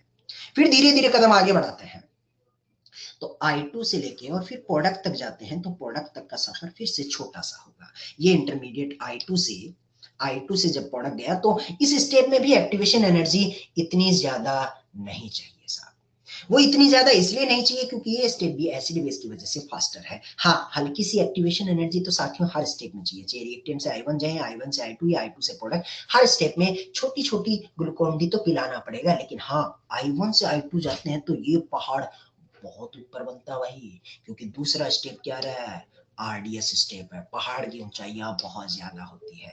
एक और राज की बात बताऊं तो रिएक्टेंट हो या इंटरमीडिएट हो, ये गड्ढे में बैठते हैं, और पहाड़ की जो चोटियां होती हैं वहां पर ट्रांजिशन स्टेट बैठता है, यानी ये जो पहाड़ की ऊंचाइयां हैं यहाँ पर ट्रांजिशन स्टेट बैठा हुआ नजर आए। हाँ सा रिएक्टेंट से I1 जाता हूं तो इन दोनों के बीच में एक ट्रांजिशन स्टेट बनेगी। ट्रांजिशन स्टेट क्या होती है? ऐसी स्टेट जहां पर बॉन्ड का बनना या टूटना दिखाया जाता है। साहब इसमें बॉन्ड का टूटना कैसे होगा? तो हाँ होगा ना रे बिल्लू, ऐसा होगा ना बीच में कि ये रहा साहब ऑक्सीजन, ये 5 का डब्बा पड़ा है, और इस कार्बन OH पे धीरे धीरे H जुड़ रहा होगा, और जब ये फाइनली जुड़ जाएगा तो I1 बनता हुआ नजर आएगा। तो यही तो है आपकी transition state. Delta positive charge बना देता हूं, इस ऑक्सीजन पे थोड़ी देर बाद डेल्टा पॉजिटिव चार्ज आएगा, तो ये ट्रांजिशन स्टेट है साहब। ऐसे ही I1 से जब आप I2 की तरफ जाएंगे, तो उस मूवमेंट पे भी देखेंगे तो पता चलता है ऐसा वक्त आएगा ना कि OH2 पॉजिटिव धीरे धीरे धीरे धीरे धीरे धीरे निकल रहा होगा, तो वो भी तो एक ट्रांजिशन स्टेट है। यानी I1 से अगर मैं I2 जा रहा हूं तो एक मोमेंट ऐसा आएगा ना, मैं साइड में बना रहा हूं साथियों, कि OH2 पॉजिटिव धीरे धीरे धीरे धीरे धीरे धीरे यहां से रवाना हो रहा होगा, तो ये OH2 पॉजिटिव ये भी तो एक ट्रांजिशन स्टेट है, जिसमें ऑक्सीजन रवाना हो रहा होगा तो इस पर डेल्टा पॉजिटिव चार्ज आएगा और कार्बन पे डेल्टा पॉजिटिव चार्ज बन रहा होगा, इसका मिट रहा होगा, पानी का मिट रहा होगा और कार्बन पे बन रहा होगा। तो I1 से I2 के बीच में ये भी तो एक ट्रांजिशन स्टेट है साथियों। इसको ट्रांजिशन चेन 1 कह देता हूं या 2 कह देता हूं, मतलब ये यहाँ वाली 1 है, यहाँ वाली 2 है। और ऐसे ही जब आप I2 से प्रोडक्ट की साइड जाएंगे तब भी तो एक ट्रांजिशन स्टेट बनेगा। कैसे बनेगा, ये बना के दिखाया मैंने। ये बॉन्ड धीरे धीरे हाइड्रोजन वाला टूट रहा होगा, HSO4 माइनस अपने आप उसमें ले रहा होगा। यानी कह सकते हैं हर इंटरमीडिएट और रिएक्टेंट और इंटरमीडिएट या इंटरमीडिएट या प्रोडक्ट के बीच में हमेशा ट्रांजिशन स्टेट बैठती है। समराइज करो तो रिएक्टेंट और इंटरमीडिएट गड्ढे में बैठते हैं, ट्रांजिशन स्टेट पहाड़ की ऊंचाइयों पे बैठती है। रिएक्शन में देखूंगा तो सेकंड स्टेप आरडीएस है तो उसका पहाड़ सबसे ऊंचा होगा, यानी ये जो स्टेप है, ये स्टेप आपकी आरडीएस है, इसका एक्टिवेशन एनर्जी ईए जो है वो मैक्सिमम होगा, क्योंकि साथियों आपको पता है ये आरडीएस स्टेप था, तो आरडीएस स्टेप का एक्टिवेशन एनर्जी सबसे मैक्सिमम दिखाई दे रहा है। ठीक है जी, तो ये हमने पूरा का पूरा ग्राफ ड्रॉ कर दिया। यहां पर अक्सर जनता को एक डाउट आता है कि साहब OH2 पॉजिटिव तो अच्छा लिविंग ग्रुप हुआ करता था ना, तो फिर ये आरडीएस क्यों हो रहा है। साथियों यहां पर चर्चा हम आरडीएस किसकी रेस्पेक्ट में करेंगे, step number first and second and third, इन तीनों के रेस्पेक्ट में रिलेटिव चर्चा करेंगे। मेरी नजर से OH2 पॉजिटिव बेस्ट हुआ करता था, लेकिन आज जब रिलेटिव देखूंगा तो इस सेकंड स्टेप की बजाय फर्स्ट एंड थर्ड इससे भी फास्टर निकली, तो ऑटोमेटिकली सेकंड वाली स्लो हो गई, क्योंकि वहां बॉन्ड तोड़ना पड़ रहा है। ठीक है, तो सेकंड वाला स्लो हो गया है, first and third already fast थी, इसलिए सेकंड वाले को मजबूरी में स्लो होना पड़ा सा, और वो स्लो हुआ तो उसका एक्टिवेशन एनर्जी सबसे ज्यादा लगा। Rate determining step, slow step, उसको आरडीएस या रेट डिटरमाइनिंग स्टेप या स्लो स्टेप कह दिया जाता है। ठीक है जी, तो ये जितनी भी बातें हैं साथियों मैंने यहाँ पर लिखी हैं। इसमें एक चीज और देखने को मिलती है, जब मैं ऑब्जर्व कर रहा था तो रिएक्टेंट को देखिए और प्रोडक्ट को देखिए। एनर्जी ग्राफ में प्रोडक्ट रिएक्टेंट से ऊपर बैठा है, अगर एनर्जी ग्राफ में प्रोडक्ट ऊपर बैठा है रिएक्टेंट से, वो भी इसलिए क्योंकि ये जो मेरा डिहाइड्रेशन ऑफ अल्कोहल होता है, कि आपको पता है टेम्परेचर सप्लाई करना पड़ता है, ऐसा रिएक्शन जिसमें टेम्परेचर देना पड़ता है एक्सोथर्मिक या एंडोथर्मिक। एंडोथर्मिक, अरे सूगले पिछला पेज पे बता के आया हूं, जिसमें एनर्जी सप्लाई करना पड़ता है उसे क्या कहते हैं, एंडोथर्मिक। एंडोथर्मिक में रिएक्टेंट से प्रोडक्ट ऊपर बैठेगा। शायद इसीलिए जब चौधरी ने इस रिएक्शन का ग्राफ बनाया है तो प्रोडक्ट की चोंच रिएक्टेंट से ऊपर उठा के बनाई है, वो इसलिए बनाई है क्योंकि रिएक्शन आपकी एंडोथर्मिक है। बात समझ आई। ये सारी बातें मैंने यहाँ लिख दी है। पहली स्टेप में बॉन्ड का फॉर्मेशन हो रहा है, दूसरी स्टेप में आरडीएस है तो एक्टिवेशन एनर्जी मैक्सिमम है, तीसरी स्टेप अगेन फास्टर है, एसिड बेस है। हर स्टेप में ट्रांजिशन स्टेट बनेगा और हल्की फुल्की एक्टिवेशन एनर्जी हर स्टेप में चाहिए होती है। Energy of product energy of reactant से ज्यादा है क्योंकि रिएक्शन आपका एंडोथर्मिक है। ठीक ठीक बात समझ आ जाती है साथियों। इसमें एक चीज और पता चल जाती है, अगर कोई पूछता कि इस रिएक्शन में कितनी ट्रांजिशन स्टेट बन रही है, बताइए साहब इस रिएक्शन में कितना ट्रांजिशन स्टेट बन रहा है, कितना, 3 ठो। तो आप इस चीज को, कितना इंटरमीडिएट बन रहा है, कितना इंटरमीडिएट बन रहा है, 2 इंटरमीडिएट बन रहा है। तो ये चौधरी का देसी नुस्खा है। अगर आपसे कोई डायरेक्टली भी पूछे ना ट्रांजिशन स्टेट, तो हमारा एक देसी नुस्खा है, number of TS is equal to number of intermediate plus 1। जितना इंटरमीडिएट मिले उसमें +1 कर दीजिए, ये आपको नंबर ऑफ ट्रांजिशन स्टेट मिल जाएगी साहब। ठीक है, तो ये एनर्जी ग्राफ में वाई एक्सिस पे एनर्जी था और एक्स एक्सिस पे टाइम के साथ हम इस ग्राफ को ऑब्जर्व कर रहे थे। विद रेफरेंस टू टाइम हम इस एनर्जी ग्राफ को ऑब्जर्व कर रहे थे। ये पूरा डिहाइड्रेशन ऑफ अल्कोहल का एनर्जी ग्राफ बना दिया। तो अब चलिए सवालों पे चर्चा और करते हैं। अब तो साहब पूरी पिक्चर क्लियर हो गई है। अब चौधरी और दे भाई सवाल। अब देख, अब चौधरी तेरी साइड से पूछना चाहता है, सवाल तेरे सामने है। पहले तो पहचान रिएक्शन कौन सी है और कौन सी चीज हो रहा।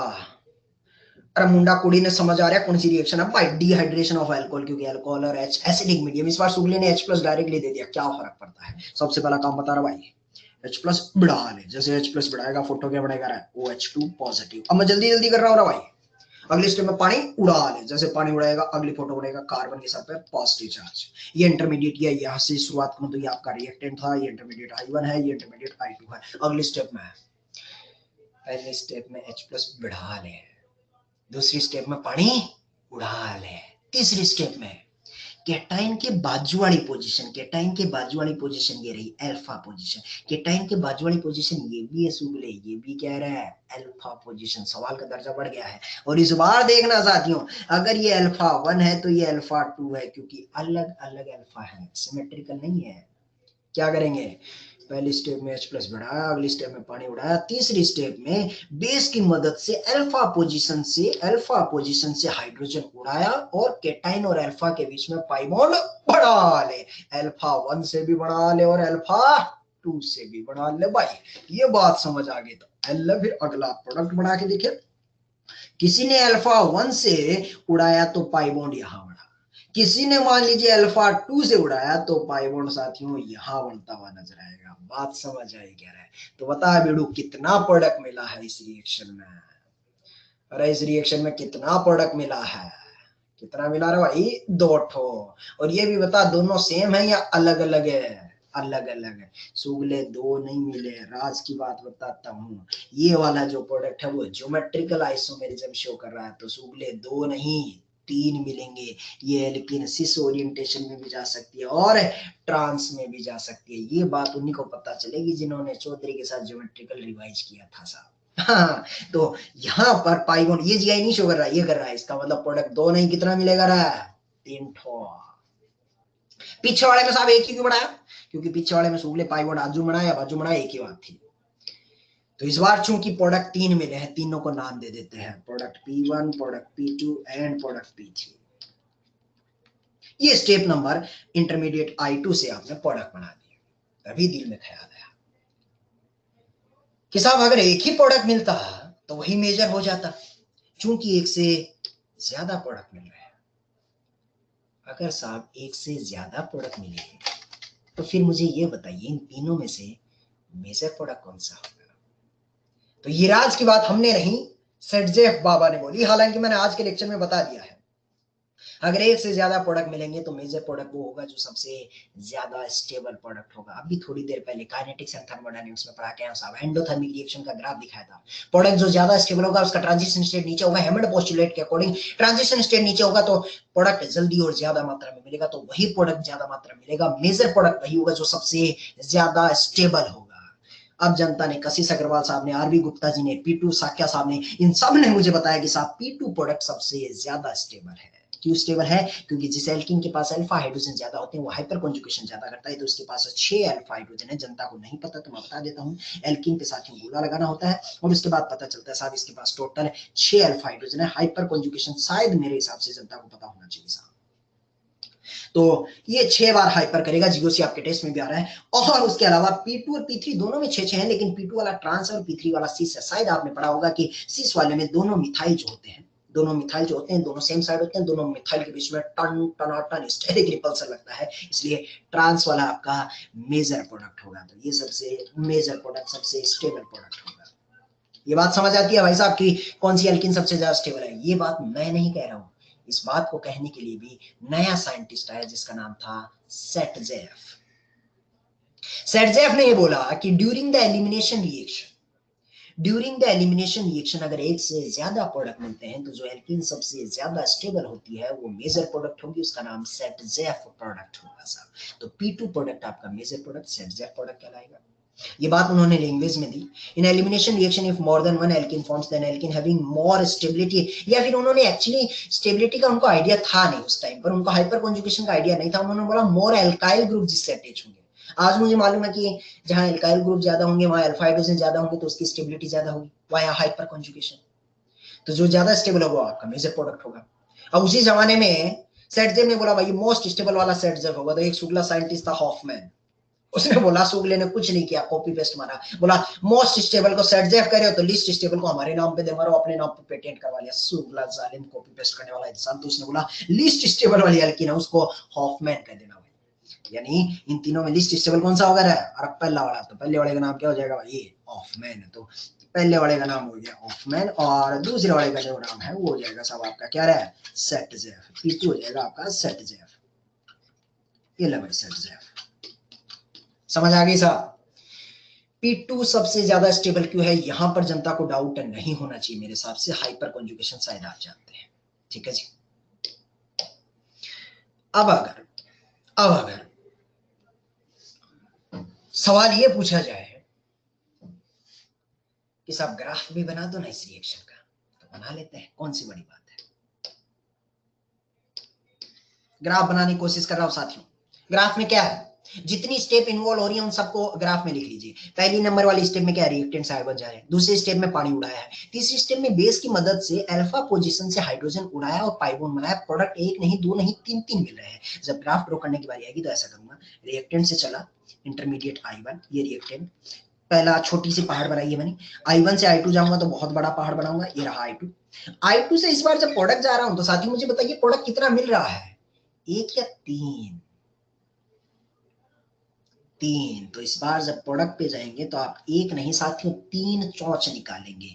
एक चौच ये रहा, फिर एक चौच और निकालेंगे, और बीड़ू भाई एक चौच और निकालेगा। ऐसा टोटल तीन चौच निकालते हुए नजर आएगा।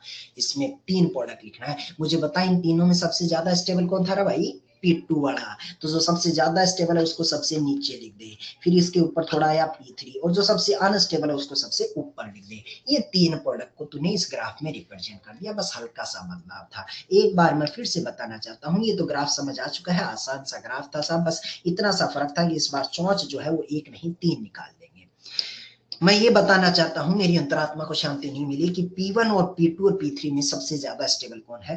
तो साथियों हाइपर कॉन्जुगेशन कहता है, अगर आपके पास कोई ऐसा एल्कीन पड़ा है, इस एल्कीन पे आप गोला लगाइए। बाजू वाला जो जस्ट बाजू वाला कार्बन होता है उनको अल्फा कार्बन कहते हैं। ये आपका अल्फा कार्बन है। अल्फा कार्बन 3 और 3 6 अल्फा हाइड्रोजन इसके पास है। P1 के पास देखता हूं तो इस एल्कीन पे आपने गोला लगाया, तो एल्कीन का जस्ट अगला वाला कार्बन है sp3 हाइब्रिडाइज कार्बन, इसको अल्फा कार्बन, और इसको चूंकि दो हाइड्रोजन है तो दो अल्फा हाइड्रोजन है। तो मोस्ट स्टेबल जो एल्कीन होती है, जितने ज्यादा अल्फा हाइड्रोजन होते हैं उतनी ज्यादा उसकी स्टेबिलिटी होती है। चूंकि इसके पास दो अल्फा हाइड्रोजन है, उसके पास 6 अल्फा हाइड्रोजन है, इसलिए ये वाला आपका ज्यादा स्टेबल होगा, इसलिए P1 को लिस्ट स्टेबल बोला गया है। P2 और P3 में देखेंगे तो दोनों के पास ही 6 अल्फा हाइड्रोजन है, लेकिन बाद में पता चलता है P3 में दोनों मिथाइल सेम साइड है तो उनके बीच में टन टना टन लगेगा। P3 में देख P3 में देखेगा तो P3 वाली बात ऐसी है।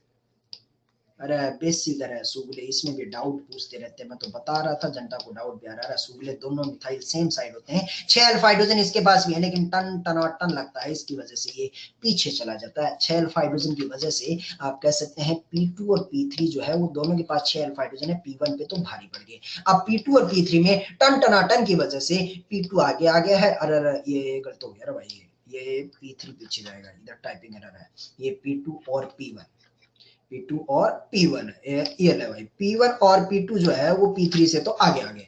अब जो P2 है वो P1 से भी आगे आगे और P3 सबसे पीछे चला गया, क्योंकि P1 में क्या लग रहा है, टन टना टन चमका गया है। हाँ सर, स्टेरिक रिपल्सन आप उसे बोल सकते हैं। ठीक है जी, आगे बढ़ते हैं। तो इतना बात मेरे हिसाब से समझ आ चुका होगा।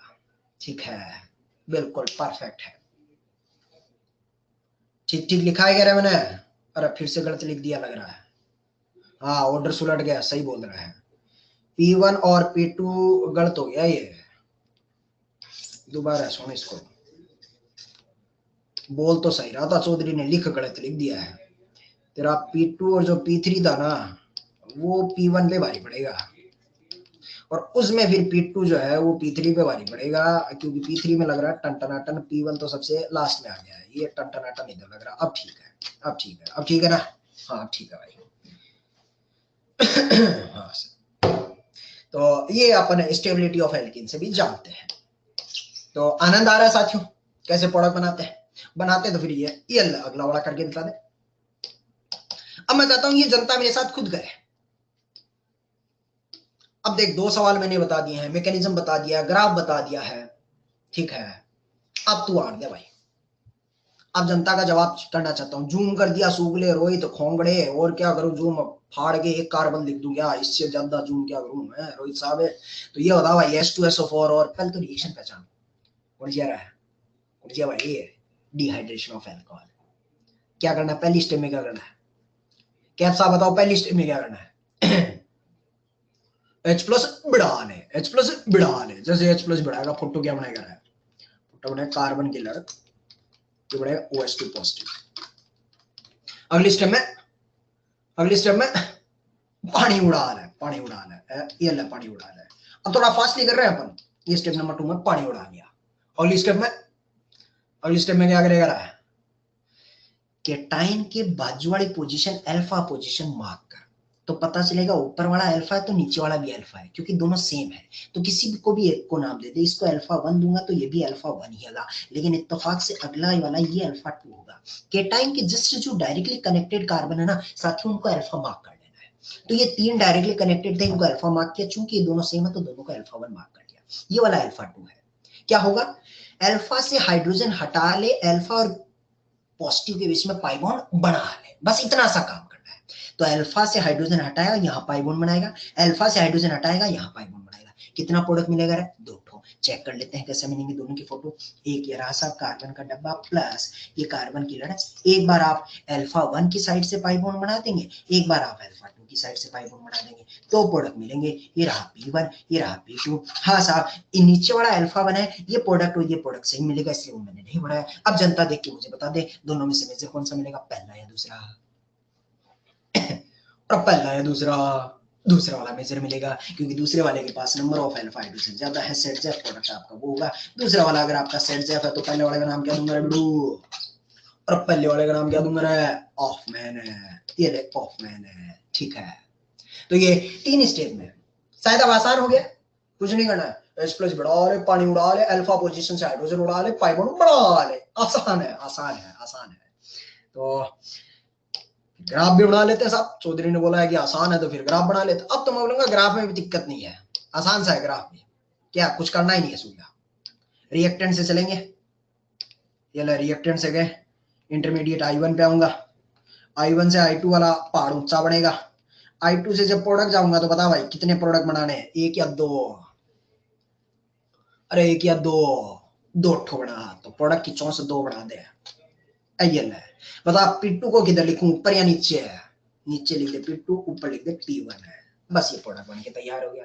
ये ग्राफ बन गया ऐसा। ये रिएक्टेंट था, ये इंटरमीडिएट I1 है, ये इंटरमीडिएट I2 है। चमका गया रे बिड़ू। प्रोडक्ट कौन सा मेजर मिला, ये बात समझ आ चुकी होगी साहब। कैसे निकालना है, एल्कीन पे गोला लगा।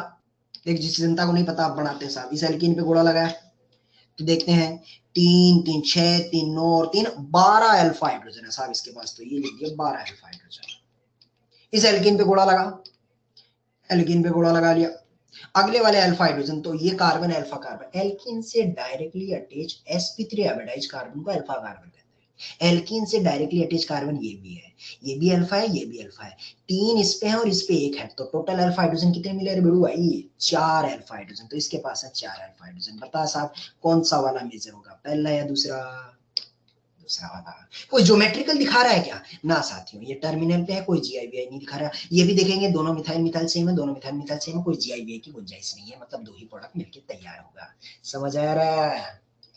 अरे जनता को अब मजा आ रहा है क्या रहा है? हेलो, ठीक है।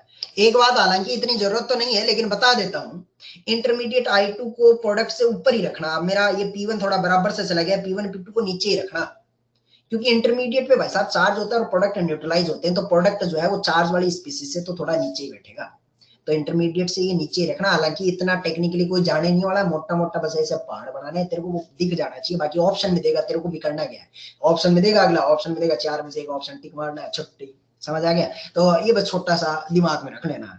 आज तो स्वाद आ गया, राजावत साहब बोल रहे हैं आज तो स्वाद आ गया, स्वाद आ गया। तो राजावत साहब अब ले छोटे छोटे पॉइंट जो है वो मैंने पेज पे लिख दिया, हालांकि आपको पता भी होगा।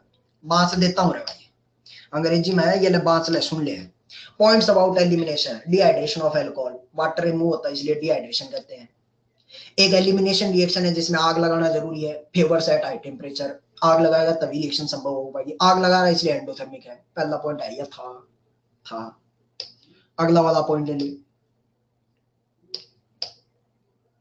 ये CW लिखा है, इसका मतलब चौधरी अब तुमसे करवाएगा, चौधरी मेहनत करवाएगा भाई। इस रिएक्शन में एसिड क्या क्या ले सकते हैं, तो भाई H2SO4 एसिड की तरह काम कर सकता है, बिल्कुल कर सकता है। HSO4 माइनस, क्या अभी भी एसिड है? हाँ है ना, एक एसिडिक हाइड्रोजन अभी भी है, तो अभी भी दे सकता है। तो आप H2SO4 HSO4 माइनस H3PO4, ये भी एसिडिक हाइड्रोजन दे सकता है। तो ये सारे के सारे एजेंट जो है इस रिएक्शन में आप इस्तेमाल कर सकते हैं। इनको डिहाइड्रेटिंग एजेंट इसलिए बोला है क्योंकि साथियों इनकी मदद से पानी बाहर निकल रहा है, रिएक्शन संभव हो पा रहा है। इसलिए आगे बढ़ते हैं। इस रिएक्शन में H2SO4 जो है सक्षम गुप्ता साहब, मैंने आपका पॉइंट पढ़ लिया है, आप ठंड रखें, ठंड रखें। H2SO4 जो है वो एक इस रिएक्शन में कैटलिस्ट की तरह काम करता हुआ बोला गया है। क्यों बोला गया है, इसके लिए आपको रिएक्शन पे वापस आना पड़ेगा साथियों। क्या आपको पता है कैटलिस्ट किनको कहा जाता है?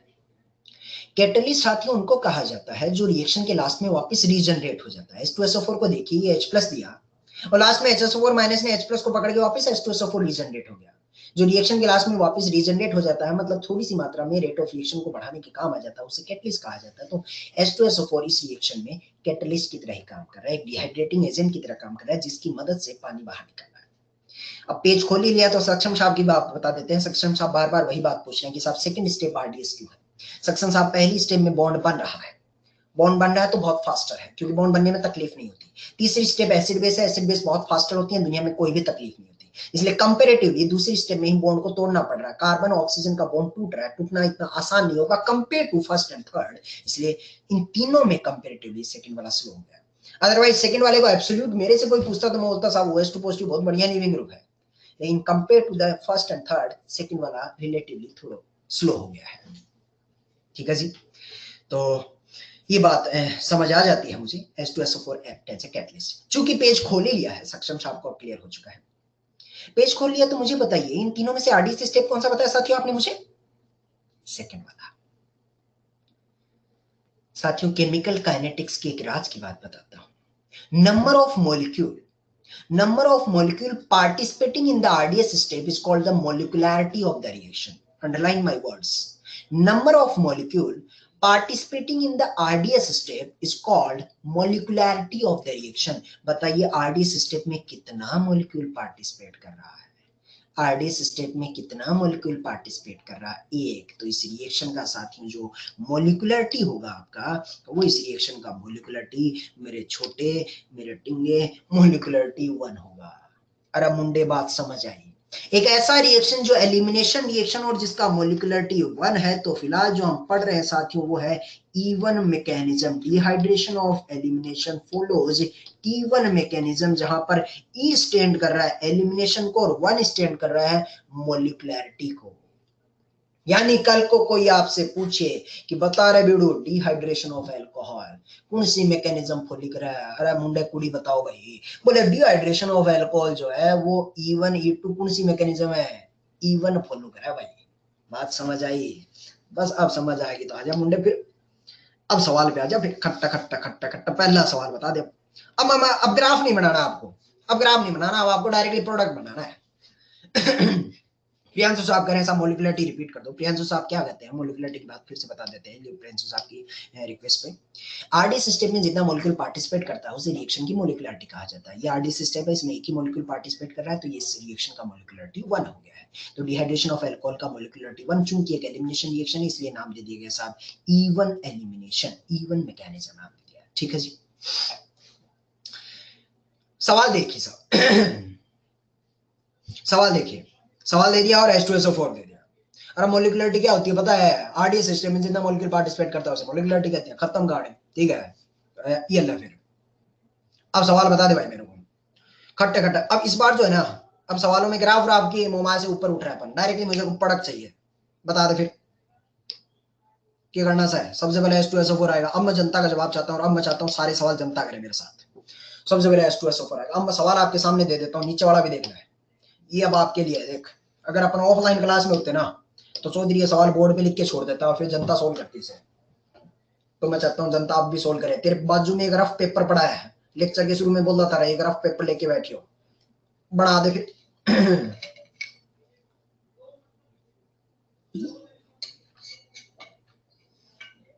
दोनों सवालों के जनता प्रोडक्ट बनाए, मेजर माइनर भी लिखना भाई।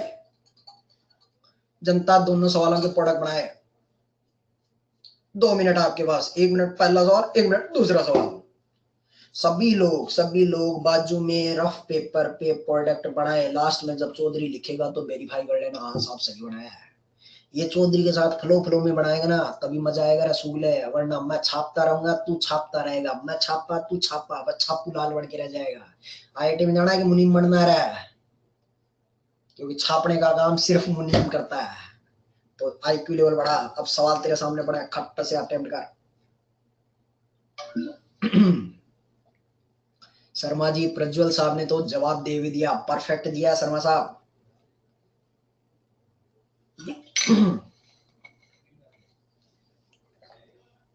शर्मा जी ने फोटो भेज दिया, हालांकि मैं चाहता हूं फोटो भेजने की कोई जरूरत नहीं है, बस आप अपना ईमानदारी से बना के बाजू में रख लें।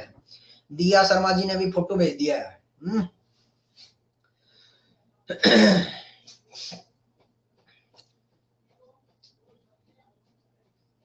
समय समाप्त करें क्या? तो सुन फिर, एल मुंडे पहले वाले में क्या करेगा, H प्लस बढ़ा ले, पानी उड़ा ले। अरे 6 का डब्बा छूट गया अपना, नीचे नीचे खुली हवा जाने दे। ये ले 6 का डब्बा, ये बनेगा OH2 पॉजिटिव। पहली स्टेप में H प्लस बढ़ाया, अगले स्टेप में पानी उड़ाया तो फोटो ऐसा बना, कार्बन के सर पे पॉजिटिव चार्ज। बाजू वाली पोजीशन अल्फा पोजीशन, अल्फा ये भी है, अल्फा ये भी है, अल्फा ये भी है, लेकिन ये दोनों सेम है। तो मैं बोलूंगा साहब इसको नाम दे देता हूँ अल्फा 1, लेकिन ये अल्फा 2 दोनों सेम है। अल्फा पोजीशन से हाइड्रोजन उड़ा ले, अल्फा पोजीशन से हाइड्रोजन उड़ा ले, पाई बॉन्ड बना ले, केटाइन और अल्फा के बीच में पाई बॉन्ड बना, तो ये ले साहब फोटो बन के तैयार हो जाएगा। कैसे बनेगा, एक बार अल्फा 1 से उड़ाया तो पाई बॉन्ड यहाँ, एक बार अल्फा 2 से बनाया तो पाई बॉन्ड यहाँ, दो प्रोडक्ट मिला। मेजर कौन सा मिलेगा भाई साहब, पहला या दूसरा? पहला या दूसरा? दूसरा वाला आपका मेजर मिलेगा, क्योंकि उसके पास नंबर ऑफ अल्फा हाइड्रोजन आपके ज्यादा है। पाई बॉन्ड पे गोला लगाया तो पता चलता है साहब 3 कितने हैं, 3 2 5 और 2 7 अल्फा हाइड्रोजन। इसके बाद पाई बॉन्ड पे गोला लगाया तो 2 और 2 4 अल्फा हाइड्रोजन। तो साहब इसके पास 7 अल्फा हाइड्रोजन है, जबकि इसके पास महज और महज 4 अल्फा हाइड्रोजन है। दूसरा वाला प्रोडक्ट आपका सेट जेड प्रोडक्ट होगा। अगले सवाल पे आते हैं। अब मैं और थोड़ा फास्ट कर रहा हूँ, और फास्ट कर रहा हूँ साहब, मैं स्टेप्स कम कर रहा हूँ। सबसे पहले H2SO4 हो या H3PO4 हो, उसका काम क्या है, H प्लस देना। H प्लस बढ़ा ले, पानी उड़ा ले। देख ग्राफ बनाना होता तो मैं स्टेप बाय स्टेप जाता, अब चूंकि प्रोडक्ट ही बनाना है तो मैं स्टेप्स कम कर रहा हूँ, स्टेप्स कम कर रहा हूँ।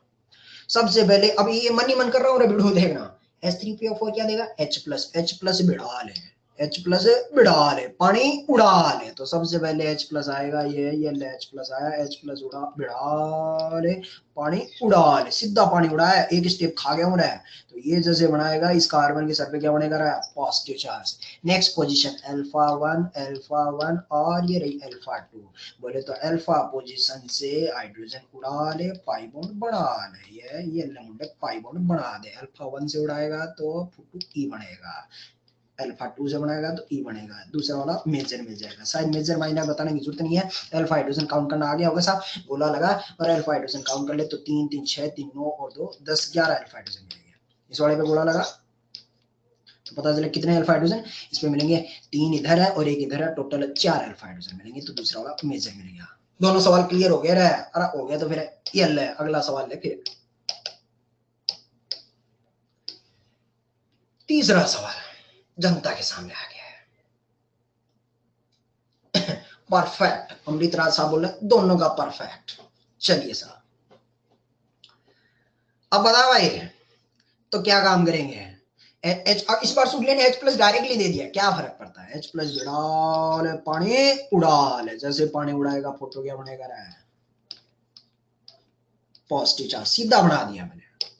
अब होता क्या था, सवाल पे गौर फरमाना, ये पॉजिटिव चार्ज बाजू वाले अल्फा कार्बन से हाइड्रोजन उड़ा ले, पाई बॉन्ड बना ले, लेकिन अल्फा हाइड्रोजन तो सूले किसको कहते थे, जो sp3 हाइब्रिडाइज होता था। बाजू वाला कार्बन sp3 है या sp2, sp2, तो यहां से हाइड्रोजन उड़ा के पाई बॉन्ड नहीं बना पाएगा। अब साहब ये sp2 है तो हाइड्रोजन उड़ा के पाई बॉन्ड नहीं बना पाए तो क्या करूं। मेरे को तो चौधरी ने इतना ही सिखाया, वो अब कर नहीं पा रहा है तो क्या करूं। टुकरो टुकरो टुकरो टुकरो कर देखता रहा, बाद में पता चला उड़ा तो नहीं सकता। जनता कह रही है साहब हो ना हो, रेजोनेंस जरूर कर रहा है तो करवा दे फिर। सर रेजोनेंस करके आगे क्या करेंगे मुझे भी नहीं पता है, अपन तो कंसेप्ट वाइज चल रहे हैं, जो होगा अपना आप दिखा जाएगा साहब। रेजोनेंस करवा दे तो पाई बॉन्ड को पॉजिटिव की तरफ शिफ्ट किया, ये लीजिए साहब रेजोनेटिंग स्ट्रक्चर बना दिया, यहाँ आ गया साहब, यहाँ आ गया पॉजिटिव चार्ज। मैंने रेजोनेंस जैसे ही करवाया, टुकुर टुकुर देखा, जिस पॉजिटिव के बाजू में मुझे अल्फा कार्बन चाहिए था sp3 हाइब्रिडाइज मिल गया है, मेरी आंखों में चमक आ गई है। सुमन सौरभ साहब ने बोला साहब अब मेरी भी आंखों में चमक आ गया। नीचे वाला हाइड्रोजन उड़ा लीजिए। केटाइन के बाजू वाले कार्बन अल्फा कार्बन साहब sp3 हाइब्रिडाइज होना जरूरी है। अल्फा कार्बन से हाइड्रोजन उड़ा ले, अल्फा और केटाइन के बीच में पाई बॉन्ड बना ले। ये ले बनने के बाद कंपाउंड को भी आनंद आ गया, क्योंकि कंपाउंड एरोमेटिक हो गए। जिंदगी में सबसे ज्यादा सुकून पा रहा है साहब बेंजीन, लोग इसे बोला करते हैं। ये दिव्य ज्ञान अगर तेरे को प्राप्त हो गया है तो अगला सवाल बता दे फिर मेरे को। अगले सवाल में देखा टुकुर टुकुर टुकुर टुकुर क्या करना रहा, सोच लिया रहा क्या करेगा भाई। एच प्लस बढ़ाया, पानी उड़ाया, पानी उड़ाने के बाद मैं बोलूंगा चौथे सवाल का जवाब सूले तीसरे में ही है।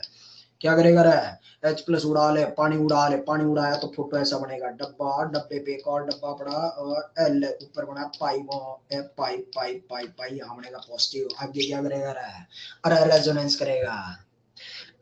और रेजोनेंस करेगा तो क्या करेगा भाई बता साहब, रेजोनेंस कहां तक करेगा, इस बेंजीन तक या नीचे पाताल लोक तक है। अरे कहां तक करेगा, पाताल लोक तक करेगा। खट्ट खट्ट खट्ट खट्ट। क्योंकि देख जनरल क्या होता था, इस पॉजिटिव के बाजू वाला कार्बन sp3 हाइब्रिडाइज होता था, अल्फा कार्बन पाई बॉन्ड बना देता, लेकिन अल्फा है नहीं। फिर क्या करना है, रेजोनेंस कर दे, क्योंकि वही सीखा। ये ले, ये पाई बॉन्ड यहाँ जाएगा, ये पाई बॉन्ड यहाँ जाएगा, इस कार्बन पे आ जाएगा पॉजिटिव चार्ज में। सारी रेजोनेटिंग स्ट्रक्चर खट्ट से एक ही झटके में बना दिया सा। तो यहाँ आएगा पाई पाई पाई, ये बड़ा सा डब्बा, बीच वाला पाई बॉन्ड सुलट जाएगा सा, ये पाई बॉन्ड यहाँ चुका होगा और इस कार्बन पे बन गया होगा पॉजिटिव चार्ज। अब देख रहा है क्या जिस कार्बन पे पॉजिटिव चार्ज है उसका अगला कार्बन अल्फा कार्बन है क्या? अरे बिल्कुल है, बिल्कुल है। तो अल्फा कार्बन से हाइड्रोजन उड़ा ले, पाई बॉन्ड बढ़ा ले, ऊपर भी बेंजीन का गोला, नीचे भी बेंजीन का गोला बढ़ जाएगा। देख अभी बनेगा पाई पाई पाई, ये बढ़ गया सा। ये आपका कंपाउंड एरोमेटिक हो गया। फाइनल आंसर मेरा। अरे अमित साहब समझ आया क्या? समझ आया जी, मजा आ गया साहब। डबल एरोमेटिक और आनंद आ जाएगा। कंपाउंड की जिंदगी में सबसे ज्यादा आनंद गुजरा होगा। ठीक है, फिर अगला सवाल लेना। देख बेड़ू चमक गया, बिल्कुल चमक गया है। इस रिएक्शन में देखें, रेट ऑफ रिएक्शन क्या कहते हैं? रेट ऑफ रिएक्शन कहता है कि प्रोडक्ट कितना जल्दी मिलेगा, उसको rate of reaction, ROR rate of reaction for elimination reaction. मौजा ही मौजा है, माइक साहब बोल रहे हैं मौजा ही मौजा। आज मजा आ गया साहब रिएक्शन मैकेनिज्म देख के। ठीक है, तो रेट ऑफ रिएक्शन ROR मतलब प्रोडक्ट कितना जल्दी और ज्यादा मात्रा मिलेगा। तो साथियों अभी भी बता के एलिमिनेशन प्रोडक्ट जितना ज्यादा स्टेबल मिलेगा, प्रोडक्ट उतना जल्दी बनना चाहेगा, तो प्रोडक्ट उतना जल्दी और ज्यादा मात्रा में मिलेगा। तो स्टेबिलिटी ऑफ प्रोडक्ट पे डिपेंड करता है, ना केवल स्टेबिलिटी ऑफ प्रोडक्ट पे, बल्कि इस रिएक्शन में अगर आपने ऑब्जर्व किया होगा तो कार्बोकेटाइन भी बनता है। तो कार्बोकेटाइन जितना ज्यादा स्टेबल मिलेगा ना, रेट ऑफ रिएक्शन उतना जल्दी मिलेगा। काहे? तो समझाते हैं इसको। आते हैं पहले पेज पे। देख अगर इन पे जाता है, तू इस रिएक्शन पे जा, RDS स्टेप कौन सा बताया था ना बिडू, पहला या तीसरा या दूसरा? दूसरा। माहेश्वरी साहब बोल रहे स्वैग आपका। अरे हमारा स्वैग ना है, चौधरी ने समझा दिया और तेरे को समझ आ गया तो तेरा स्वैग है, और तब चौधरी को मजा आता है। RDS स्टेप साथियों दूसरा वाला है, यानी पहला और तीसरा तो ऑलरेडी फास्ट है। इन किन प्रकार दूसरे को फास्ट बना लूं तो प्रोडक्ट जल्दी और ज्यादा मात्रा में मिलेगा। पहला और तीसरा तो बहुत तेजी तेजी से निकल रहा है, यानी कैसे भी करके अगर दूसरे वाले को फास्ट बना लूं तो प्रोडक्ट बहुत जल्दी जल्दी मिलने लगेगा। दूसरे वाले को फास्ट बनाना है तो क्या करूं, तो दूसरे वाले में क्या बन रहा है, केटाइन बन रहा है। अगर इस केटाइन को कैसे भी करके स्टेबलाइज कर लेता हूं तो बनने वाला कार्बोकेटाइन अगर स्टेबल बनता है तो बनना चाहेगा, बार बार बनना चाहेगा, यानी तेजी से बनना चाहेगा। जितना जल्दी जल्दी ये बनेगा, पहला और तीसरा फास्ट है, मतलब ये अगर जल्दी बन गया तो प्रोडक्ट बहुत जल्दी मिल जाएगा। यानी कि अगर आपने कार्बोकेटाइन को स्टेबलाइज कर लिया तो दूसरा स्टेप थोड़ा फास्ट हो जाएगा। दूसरा स्टेप जितना फास्ट होगा प्रोडक्ट उतना जल्दी और ज्यादा मात्रा मिलेगा। यही बात हमने इस पेज पे लिखी है साहब। स्टेबिलिटी ऑफ प्रोडक्ट के अलावा कार्बोकेटाइन की स्टेबिलिटी पे भी डिपेंड करता है rate of reaction for even mechanism. ये बात पकड़ ली है तो छोटे छोटे सवाल पड़े हैं। सबसे पहला फैक्टर यही है साहब। 1-2 मिनट के सवाल हैं, बस झट से खत्म हो जाएंगे। बस सिनेमा शुरू करते हैं। 2 सवालों के बाद रेट ऑफ रिएक्शन अंतिम पेज पे ही अपन। तो 3 सवाल दिए गए हैं ए बी सी, और बोला rate of reaction dehydration of alcohol का कंपेयर कीजिए। सबसे पहले चेक कीजिए साहब stability of product. Stability of product कैसे करेंगे, H+ बढ़ा ले, पानी उड़ा ले। सबसे पहले क्या करेगा, इधर से जैसे उड़ाएगा तो ये कार्बन के सर पे पॉजिटिव चार्ज, थोड़ी देर बाद यहाँ से प्रोडक्ट बनाएगा तो प्रोडक्ट ऐसा बनेगा पाई बॉन्ड। इसमें बनेगा तो कार्बन के सर पे पॉजिटिव चार्ज, फिर से अगले वाली पोजीशन से पाई बॉन्ड बनाएगा। अब मैं थोड़ा फास्टली चल रहा हूँ, यहाँ पाई बॉन्ड बनेगा। इस वाले केस में करेगा तो कार्बन के सर पे पॉजिटिव चार्ज, फिर पाई बॉन्ड बनाएगा। तो देख प्रोडक्ट तो इसमें कई बन सकते हैं, आजू वाली अल्फा है, बाजू वाली भी अल्फा है, लेकिन मैं बोलूंगा इस अल्फा से, अल्फा 1 से मैं मेजर प्रोडक्ट बनाऊंगा, क्योंकि अल्फा 1 से अगर आपने साथियों प्रोडक्ट बनाया है तो प्रोडक्ट को बनने में आनंद दोगुना हो जाएगा, क्योंकि दोनों पाई बॉन्ड के बीच में रेजोनेंस होने लगेगा। मैं इस घर का बेस्ट, पहले घर का बेस्ट बाकी के बेस्ट के साथ कंपेयर करूंगा। मुझे बताइए ए, बी और सी में सबसे ज्यादा स्टेबल प्रोडक्ट किसका साथियों? सी वाला, क्योंकि रेजोनेंस कर रहा। यानी आप ये कह सकते हैं कि सी वाला तो सबसे आगे आएगा। ए और बी में अभी भी सस्पेंस बरकरार है, क्योंकि सूगलों के दोनों के प्रोडक्ट ही सेम मिल रहे हैं। ये रेजोनेंस से स्टेबलाइज हो गया। अब ए और बी दोनों के प्रोडक्ट सेम मिल गए तो फिर अगले फैक्टर पे जा। अगर प्रोडक्ट की स्टेबिलिटी सेम मिल जाती तो अगला फैक्टर क्या बोलता रहा है? केटाइन की स्टेबिलिटी। इसका केटाइन यहां पर बैठा, इसका केटाइन यहां बैठा, इसको दो साइड से हाइपर कंजुगेशन 6 बार अल्फा हाइड्रोजन, जबकि इसको 2 बार ही अल्फा हाइड्रोजन मिलेगा। कौन सा केटाइन ज्यादा स्टेबल रहा है, बी वाला या ए वाला? बी वाला। तो बी वाला केटाइन ज्यादा स्टेबल है, तो बी सबसे आगे आ गया। यानी सबसे पहले तो सी सबसे आगे था, ए बी में सस्पेंस बरकरार था, फिर पता चलता है साहब सी के बाद आएगा आपका बी और बी के बाद आएगा ए। ये आपका फाइनल आंसर है। जनता को चमका गया है। आगे बढ़ते हैं, अगला वाला सवाल। अब मुझे खटखट बताएं ऐसा, दूसरे वाले में बता दीजिए। अरे डायरेक्टली देख के बता सकता भाई, केटाइन बनाएगा, केटाइन बनाएगा। प्रोडक्ट की स्टेबिलिटी से भी चेक कर सकता है हालांकि। कौन सा केटाइन सबसे ज्यादा स्टेबल, पहला या तीसरा? तीसरा वाला। तीसरे का प्रोडक्ट भी सबसे ज्यादा स्टेबल बनेगा। क्यों मिलेगा? क्योंकि यहाँ पाई बॉन्ड जब बनाएगा तो इस एल्किन के पास अल्फा हाइड्रोजन भी सबसे ज्यादा मिलेगा। एल्किन पे गोला लगाया तो 6 अल्फा हाइड्रोजन। ऐसे आप बाकी दो के भी कंपेयर कर लेना। तो आप दोनों में से कोई सा फैक्टर लगा सकते हैं साहब। हाँ, अगर पहला फैक्टर सेम हो जाता है तो दूसरे वाले को इस्तेमाल कर सकते हैं, अन्यथा डायरेक्टली कार्बोकेटाइन की स्टेबिलिटी से भी आपका आंसर आ जाएगा। चमका कह रहे भाई, मतलब सीधा सीधा ये देख कार्बोकेटाइन किसका स्टेबल है, उसी से आपका रेट ऑफ रिएक्शन फास्ट मिल जाएगा। अगला सवाल ले ले फिर। 3 सवाल दिए गए, बता रहा है केटाइन किसका सबसे ज्यादा स्टेबल मिलेगा। डिहाइड्रेशन ऑफ अल्कोहल बोला है, मतलब H+ बढ़ा ले पानी उड़ा ले। पहला केटाइन ये रहा सा, H+ बढ़ा ले पानी उड़ा ले, H+ बढ़ा ले पानी उड़ा ले। बता रहा है केटाइन किसका ज्यादा स्टेबल, पहला या तीसरा? अरे बिड़ू बता रहा है पहला या तीसरा? सी वाला। मैसूरीज ने बोल दिया साहब सी वाला, तो सी वाला सबसे ज्यादा स्टेबल, फिर बी वाला और ए वाला सबसे अंतिम पड़ाव में। क्या बोलता है रे बिड़ू भाई? ये ले दो बस, एक अंतिम और है साहब, 2 मिनट का खेल हो रहा है, अंतिम वाला ले ले। ज्ञान, आज की ज्ञान की बात के साथ ही सवाल खत्म कर देंगे। चौथा वाला बता भाई, क्या करेगा? अब मुझे डायरेक्टली जवाब चाहिए, पहला या दूसरा? ए या बी? जनता ने जवाब दिया ए या बी? बी। अरे सुगले सुलर गया है। सुगले जब बी वाले का H+ उड़ाएगा, OH उड़ाएगा, तो केटाइन इसी के सर पे बैठ जाएगा रे। जिस कार्बन के सर पे पॉजिटिव चार्ज पहले से मौजूद हो, जिस पे पाई बॉन्ड पहले से मौजूद हो, उस पे बैठा पॉजिटिव नेगेटिव रेडिकल रेजोनेंस में पार्टिसिपेट नहीं करता है। तो ये केटाइन कोई रेजोनेंस नहीं कर रहा है सुगले। इससे बढ़िया तो ये केटाइन हाइपर तो कर रहा है ना, पहला वाला केटाइन हाइपर तो करेगा। इस सुगले को तो ना हाइपर मिलेगा ना रेजोनेंस मिलेगा, उल्टा -I से हाईली डिस्टेबलाइज हो जाएगा। बता कौन सा केटाइन ज्यादा स्टेबल है? अरे जीओसी पढ़ के आ रहा है, कल परसों टेस्ट है तेरा। कौन सा होगा भाई? पहला वाला। एक और राज की बात बताऊं, दूसरा वाला रिएक्शन ही नहीं देगा। दूसरा वाला रिएक्शन में ही पार्टिसिपेट नहीं करेगा। पूछ का है? क्योंकि इस ऑक्सीजन के सर पे लोन पेयर बैठा है। इस लोन पेयर और पाई बॉन्ड के बीच में एक सिग्मा का फासला है। लोन पेयर और पाई बॉन्ड आपस में रेजोनेंस करेंगे तो रियल स्ट्रक्चर हाइब्रिड में यहाँ पार्शियल डबल बॉन्ड बनेगा, और पार्शियल डबल बॉन्ड है तो बॉन्ड टूटेगा ही नहीं। पार्शियल बॉन्ड टूटेगा ही नहीं। अरे जब बॉन्ड टूटा ही नहीं, H+ बढ़ा के ये OH कभी जिंदगी में निकला ही नहीं, तो फिर किस बात की रेजोनेंस, किस बात का प्रोडक्ट बनाएगा? ठीक है, ऐसा मत सोच लेना साहब इसमें तो बेंजीन है तो ये स्टेबल है। अब सुगले, इस केटाइन की वजह से स्टेबल नहीं है। ये केटाइन हटा ले तुम, ये बेंजीन तब भी था, ये बेंजीन आज भी है। उल्टा केटाइन अनस्टेबल और हो गया, डबल बॉन्ड वाले के ऊपर आके बैठ गया। या तो ऐसे समझ ले, या यूं समझ ले कि बॉन्ड कभी टूटेगा ही नहीं। क्यों नहीं टूटेगा? क्योंकि पार्शियल डबल बॉन्ड आ गया। समझ आ रहा है? अरे गुप्ता जी बोल रहे हैं चौधरी का दीवाने हो गए। अरे गुप्ता जी माफ के दीवाने हो गए, जनता ने एकदम परफेक्ट समझ लिया। तो ये आज के समाचार हैं या थे, समाप्त होते हैं। ज्ञान की बात, आज का देसी नुस्खा, जो बोला वही सुन लिया। पहले स्टेप में क्या करते हैं, आज की रिएक्शन का देसी नुस्खा। H प्लस बढ़ा ले, पानी उड़ा ले, H प्लस बढ़ा ले, पानी उड़ा ले। फिर क्या देखेगा, कैटाइन के बाजू वाले अल्फा कार्बन कौन होगा रे, sp3 हाइब्रिडाइज है। ध्यान रहे, अल्फा कार्बन कौन सा होगा, sp3 हाइब्रिडाइज।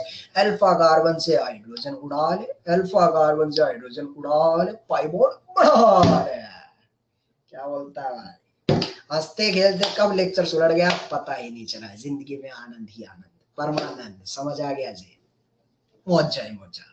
अब तू 2 मिनट सांस ले ले, मैं तेरे को हैंड आउट भेज देता हूँ, वरना टेक्निकल में चौधरी को तेरे को पता ही है ना, सुलझ जाएगा क्या। चौधरी को ऑर्गेनिक तो आती है, कंप्यूटर वाला मामला थोड़ा पेचीदा है। तो एक बार सांस ले भाई, देसी आदमी छा राबड़ी खाने वाले, इतना ही आता, पढ़ाना ही आता। ये ले, 1 सेकंड तो सांस ले ले भाई। डट रहा है, अरे डट है, डिहाइड्रेशन ऑफ एल्कोहल है।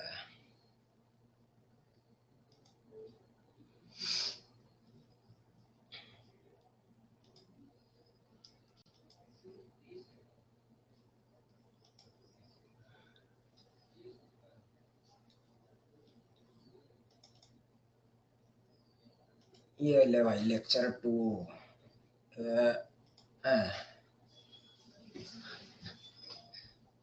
अब चेक करके बता भाई, थोड़ा रिफ्रेश मारियो, अपनी साइड से अपलोड हो गया है।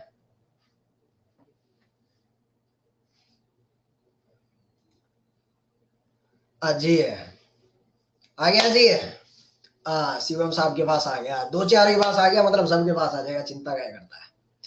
तो ये बता कि होमवर्क भी दिया गया कुछ, कि टेस्ट की तैयारी करेगा, क्या बोलता है। अरे होमवर्क दें क्या, टेस्ट की तैयारी करेगा, चल कोई ना, अगली बार कर देंगे। हालांकि रेस नंबर 5 करके रख लेना, अगली बार जो भी होमवर्क आएगा वो रेस नंबर 5 पे आएगा।